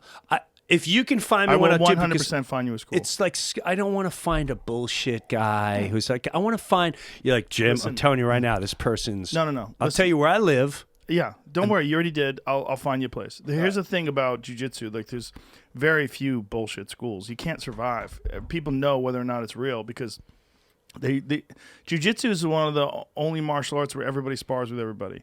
So you really know what a guy can do or what they can't do. There's no questions. You have good days and bad days, but the reality is, like, if your stuff is good because you actually spar. You roll with people. You try to strangle each other. Right. And there's no room for fake jiu-jitsu in this world. There's a lot of fake martial arts. Right. Like, there's a whole website, there's a whole Instagram page called McDojo. And McDojo was McDojo Life, right? McDojo Life is a Instagram page that's all dedicated to fake martial arts. And he's got fucking hundreds of videos of these people doing ridiculous shit that doesn't really work. Right. Because there's a lot of that out there, and they practice on each other, and the guy falls down and pretends to be hurt. But jiu-jitsu doesn't have that. Jiu-jitsu is, maybe there's a fake jiu-jitsu school out there somewhere, but I don't think so anymore. I think they've all been weeded out. Bro, when I first saw, what was it, the Gracie guys? Mm-hmm. They were fighting animals, 6'9". They were like, Yep. The minute they were on you, there's nothing you could do about it. Yeah, that's jiu-jitsu. If someone doesn't understand jiu-jitsu and they get in a fight with someone who does, they're fucked. You're fucked. Yeah, you're fucked. If a guy's good, he gets a clinch. People don't realize how vulnerable they really are unless they're in an encounter with a trained martial artist. Most people just think they're badasses. Right. They just think, bro, I got my mentality. They all say that, Right. You see my Dude, car? Every guy says, I'll fucking see red, dude. And then I don't give a fuck. I don't care about myself. I don't care about pain. Like, okay. You're a person. First of all, you're going to get tired really quick, stupid. Bro, Yeah. I took, just for cardio reasons, I went to this kickboxing guy years ago, just for cardio. And what was cool about him, he's like, he goes, you actually hit me. Because then I kind of like it. Because would you want to come and spar one day? Like, we won't hate you. I'm like, I would fucking love that. Only if we can hate you. I don't want to do the fake shit. He goes, yeah, let's do it. Bro, I think 30 seconds, I was coughing up a lung. I couldn't breathe. after 30 seconds. And I worked my way up to The 30 seconds? 45. But people don't realize How exhausting it is. how exhausting. Even just defend. There was times where he would hurt me, and then I just have to Cover up. and even that is so exhausting. Yeah. And we're done. I'm going. It's also learning how to breathe. Like, you got to learn how to breathe while you're punching, learn how to breathe while you're getting punched. Right. So one of the things that Nick Diaz used to do to guys that would fuck them up was he would not even hit you that hard, but he would hit you so many times you couldn't catch your breath. Because you were always like tense. And then you like all of a sudden you're like, oh my God, I haven't breathed in like 40 seconds. You're just taking punches. I would love to do that. I'm ready, man. I'm ready for Okay. I'm going to do that and get then you live in the in jungle just for a month now. Because you took me jungle. out of penis hole. Yeah, you things. don't want to get your dick I don't in the want. river. I don't want my dick. Keep your dick out of the river. Yeah. Very important. Make people laugh. Go in the jungle. Keep my dick out of the river. Also, the thing, the river has fucking crocodiles. That's what you really have to worry about. Those motherfuckers have been around Ever. they're around when the dinosaurs were here. They They're are still dinosaurs. here. Yeah, they They're are dinosaurs. dinosaurs. That's if you want to know what it was like living 100 million years ago, go see a crocodile. That's what they are. Even you know, I spent a lot of time in Florida. You ever see a crane? Yeah. They look like They're big. pterodactyls. Yeah. How about all the fucking alligators in Florida? Bro. Dude, they're everywhere. Everywhere. One of my favorite stories from Florida was this guy was in a car chase with the cops. He abandons his car on a bridge, jumps off the bridge into the water. He's immediately killed by alligators. Literally mean to laugh, landed. He landed on a fucking alligator, just like, and that's they it. don't. That's a and wrap. They don't give a shit. I don't give a fuck. They have a tiny brain, size of a walnut. They just float around killing shit, eating things, eating a lot of people's dogs. I thought that was like a real man show too. Those animals that would go in. Swamp people? Yeah. Oof. They jump in and say, "I'm gonna get me an alligator," and they jump in the water Yeah. with the alligator. Yeah. Bro, that's the guys you want going to war with. Those guys kill so many alligators. That was the thing that was shocking to me is how many alligators there are. When I lived in Florida, I lived in Gainesville when I was You a lived kid. in Gainesville? Yeah. From age 11 to 13, I lived in Gainesville. Wow. And when we were there, there was they were endangered. Alligators were endangered. Really? Yeah, they had killed so many alligators previous to that. Like his alligator shoes were the shit. That was the thing. Like dudes want to be shit. They would wear a pair of gaiters. I remember at the pool hall. Like that was the thing that like the old timey guys would talk about. I got dressed up. I had my gaiters on. Like gaiters was like if you had a nice pair of alligator shoes. Like look at Mike. Mike's got a pair of gaiters on. Look at that. The leather pants and tiger. It was very similar. But they were endangered. Like you couldn't hunt them. Now there's so many of them. They have to kill them. So like those swamp people that show, one of the guys who was a professional alligator hunter, he had a tag for 500 alligators. Like he could shoot 500 alligators. So they had like a warehouse stacked up with alligator carcasses. I'm Think like, of this that. is nuts. That's nuts. That's nuts. And they weren't even putting a dent in those fucking things. Right. There's so many of them. right. I've been eyeing this place in Florida. Oh yeah. Yes. Eyeing And it like this. just like that. I'm You're like, circling. how am I? Yeah. Let me put this area. So you want to move to Florida? Is that what you're saying? I would like to. Yeah. Really? Yeah. What part? Naples area, and I'll tell you, I love Captiva. What is that? What's Captiva? Southwest. Oh, it's a place. I thought it was like Captiva, yeah, it's I thought it was Captiva. a natural sweetener. No, Captiva Island, Captiva, Sanibel. I love Southwest Florida. Oh, okay. I don't like the hoopla on the east side. The east side's the hoopla? Yeah. What's the east side?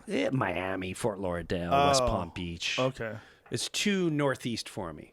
Right. The more I grew up in New York, Right. and in Manhattan. The more, like the minute I went to Jersey, I was like, I got a couple acres. I'm back in the Birds. neighborhood. Chirp, chirp, chirp. Yes, Yeah. dude. The first time I went out there, you ever hear a fox call in the middle of the night? No. What does it sound like? It's like ah! I thought, I swear to God, I thought a child was being tortured. And I got on the phone with the police I swear to God. And They're like, hey, did you just move around here, buddy? yeah, and but what threw me off was within a minute, I'm like, wait a minute, how'd they drag that kid from there to like 100 yards in 3 seconds? Maybe it's not that screech owls. Oh, Yeah, they're wild. Yeah. screech. So anyway, I don't know what the hell I was talking about. Wait, you got something, Jamie? It's supposed to be playing. I don't hear shit. No, me either. It is. There it is. Whoa. Can you imagine 3 a.m? Let me hear that. 3 a.m. Whoa. That sounds like Dude. a werewolf. And what you That's don't like American Werewolf in London. and my woods, everything echoes. Can you Crazy imagine, sound. The call is usually ignored unless answered by the fox's. What does it say? Fox's mate. Bro? I will never forget hearing that. Now That sounds like a kid screaming. I thought it was a kid screaming, and I called us. Look at their teeth. They're fucking weird. Wow. I saw That's one. the sound they make when they're fighting. Look at their fucking teeth. Look how long their mouths are. Oh, they're so cute. They're cute. They're my favorite little animals. There's a fox that lives near my house. They're so cute. They're all over near my They're house. very playful too. They'll fuck around with people. Like, did you ever see the movie Grizzly Man? Oh yeah. Yeah, great. movie. Someone- Remember that wild fox became his buddy? Yes. Yeah. That was very cool. Yeah, it's like he had a real relationship with that fox. The fox was playful with him. The ending really annoyed me Why did it annoy you? because I was like, the sick part of me. I wanted to see it. I wanted to hear it. Oh, yeah. I'm like, Well, come they apparently deleted the sound. Werner Herzog deleted the recording, had the lady delete the recording because they were worried that it was going to get on the internet. And then someone faked it. There's like a fake Someone said recording there's on the internet. fake, and It's that's what fake. bothered me yeah, too. It's fake. He clearly, in my opinion, was a mushroom tripper because when that scene when after the bear shits and he's like, this came out of her butt. Yeah. this was This is in her inside butt. her. Oh, Coco. And now it's here. It's like part of me. amazing. And he's crying for her. It's I'm still warm. like, what happened to this kid behind a shed when he was like 8 years old? Something happened. Fucking something He was very unhealthy. something happened. But yeah, That guy wanted to die. I think so. I think that was suicide by bear because he knew enough about bears to know that you're not supposed to go there. He was staying there when the bears were supposed to be in hibernation, which is when the most dangerous bears are out because they're starving. Yeah. They're starving. And he was around these bears while they were starving and he was within like fucking 30 yards of them talking to them. I don't know. I think, sometimes people think now that, listen, I've had experiences where I think now the animal and I are connecting. And so Yeah. he may have thought like our souls definitely connect. Yeah. And we are. Yeah, but that shit is in your head, man. You can connect Of with a course it little is. fox. You can connect with that little fox, and that's probably why he was so confused because he did connect with that little fox. They get dudes with lions and all that. I almost got myself killed. I was in Corpus Christi years ago. I just ran into this guy again years ago. Me and my wife go there. He comes to show. He's like, I raise big cats. And the guy fucker's missing fingers and teeth. Jesus. And everyone's like, no, people sleep over his house. It's a big Was thing. it Tiger King? Did you meet Tiger King? No. You sure? I never watched that show. What? No. How I don't did you watch not- TV, man. Why I don't did watch TV, movies, none of that. Why did you not watch Tiger King though? What? There's no appeal for me. What? Just I've hearing the way watched people twice. talk, I was like, It's amazing. I thought it was a great distraction when COVID came out. It was. But to me, I great thought now. it was well planned. I watched it again recently. I haven't I watched it. forgot how amazing it was. I'm sure it was. It's amazing. I'm sure it is. It's amazing. I'm sure it is. I'm trying to talk you into it. It's like Grizzly Man, but 6 hours long. I'm sure it's the greatest. Jamie, tell him. Pretty good. You're a communist. Fuck is pretty good. It's amazing. Everything's amazing. It's amazing. All those people that have those cats are all out of their fucking minds. But that's what I'm saying. You reach a point where, no, the cat loves me. You see videos where the guy goes and the lion comes and he hugs him. He's in a wild. Yeah. Hey, that guy's crazy. They're not wise. It's He's not a wise this thing. close to. I think that's what happened to the grizzly guy. He went, no, they really love me. No, that's a different situation. You think? Yeah. Because I think that guy, first of all, I think he was a societal outcast. Yes. I think he got some weird sort of power and satisfaction by pretending that he's out there protecting those animals. Because that's one of the things that he would say. Right. He's like, I'm out here protecting them. Where's the government? Where are you, park rangers? You motherfuckers. Remember when he goes on that crazy rant, starts screaming? Yes. Yeah. And if it weren't for me, Sally and Sherry And Coco would all be dead. Yeah, but meanwhile, these animals are ruthless. They kill each other. That was the other thing that he found. He found they were eating cubs, and he still stuck around. Remember, like he found a paw of one of them. Right. Yeah, they'll eat cubs. The males in particular will eat their own cubs. Those cubs those bears had their own little picnic. They don't give a fuck, man. You want to eat them? There was a thing that Werner Herzog said that he saw something that I didn't see. I look in their eyes, I see indifference and ruthless nature. And Like what you said. Yeah, that's what they are. You made the eyes. Do the eyes. There's like this. they're killing machines. I mean, they're beautiful and amazing, and I'm glad they're alive. I'm glad they're a thing. I don't want grizzly bears to go extinct, but you can't. People want to pretend that they live in some fucking Lion King movie. Like nature is not. Nature is just things eating things. That's it. Like that. Remember the fox that he was in love with? Remember it got torn apart by wolves? That's right. Yeah. Animals, we're the only. I don't know what we are, but until we showed up, everything just ate one another. Yeah. And then It we still showed does. up, and I don't know what we got eaten or we ate.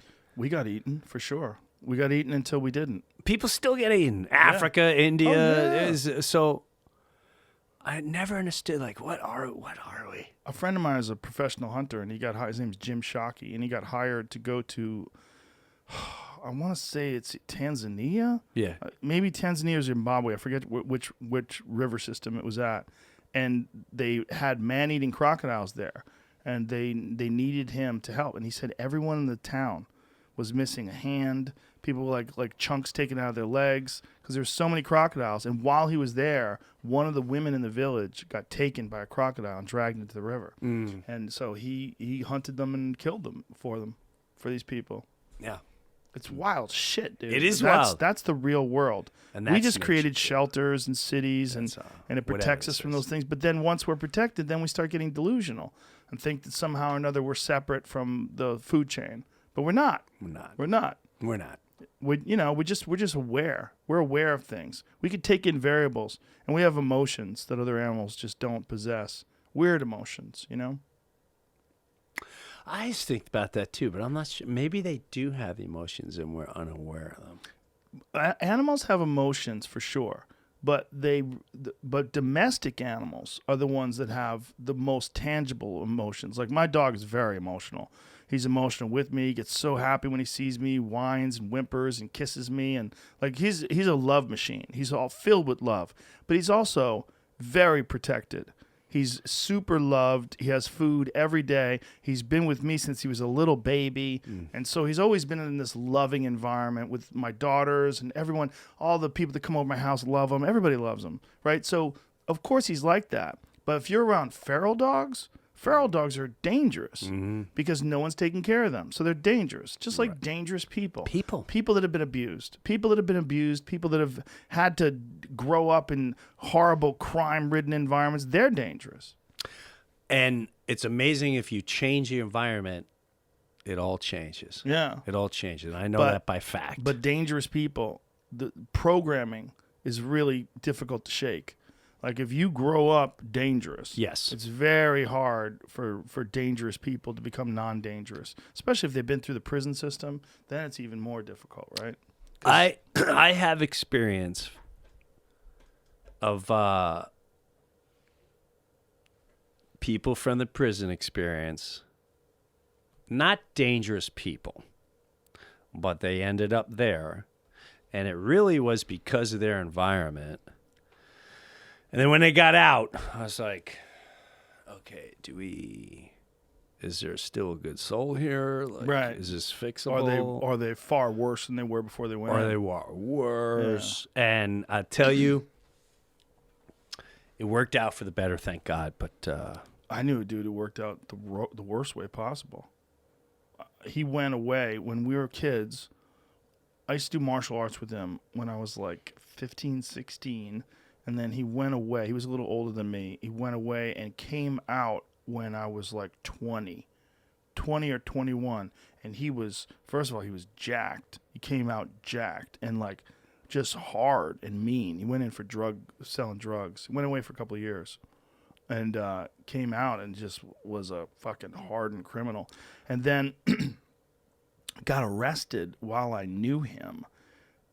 He said he didn't do it, but there was a crime that somehow or another he was connected to.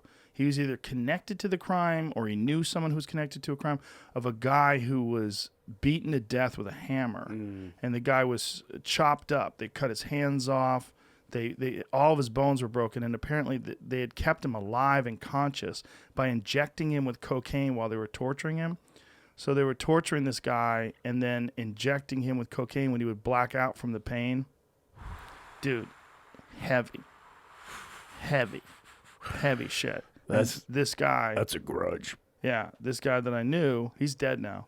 But this guy that I knew, he got arrested for that while I knew him. And I was like, wow.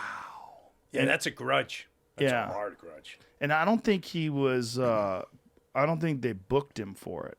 I think they brought him in for questioning. I don't remember exactly, but I remember like, wait. You had something to do with that? And he's like, no, I didn't have nothing to do with that. I'm like, okay. But you never know. Guess who they didn't arrest? Me. Yeah. Guess who definitely didn't have something to do with it? Me. Yeah. Yeah. But he came out way dangerous. And he was one of my sparring partners. And when we would spar, it was a fight. There was no sparring. It was a fight to the death. Wow. It was he was crazy. Wow. Yeah, he would just come at you. Yeah, my scenario didn't turn out like that. It came out really good. Took a while. Yeah. Took a long while. But it turned out really good. Look, some guys, they realize when they're in jail, they never want to be in there again. They realize because it's so horrible, they never want to be in there again. But the thing is, like, how do you get someone who's on the wrong road, they're a bad person, and what does jail do to them to make them a good person? Not a lot. There's not a lot of emphasis in that.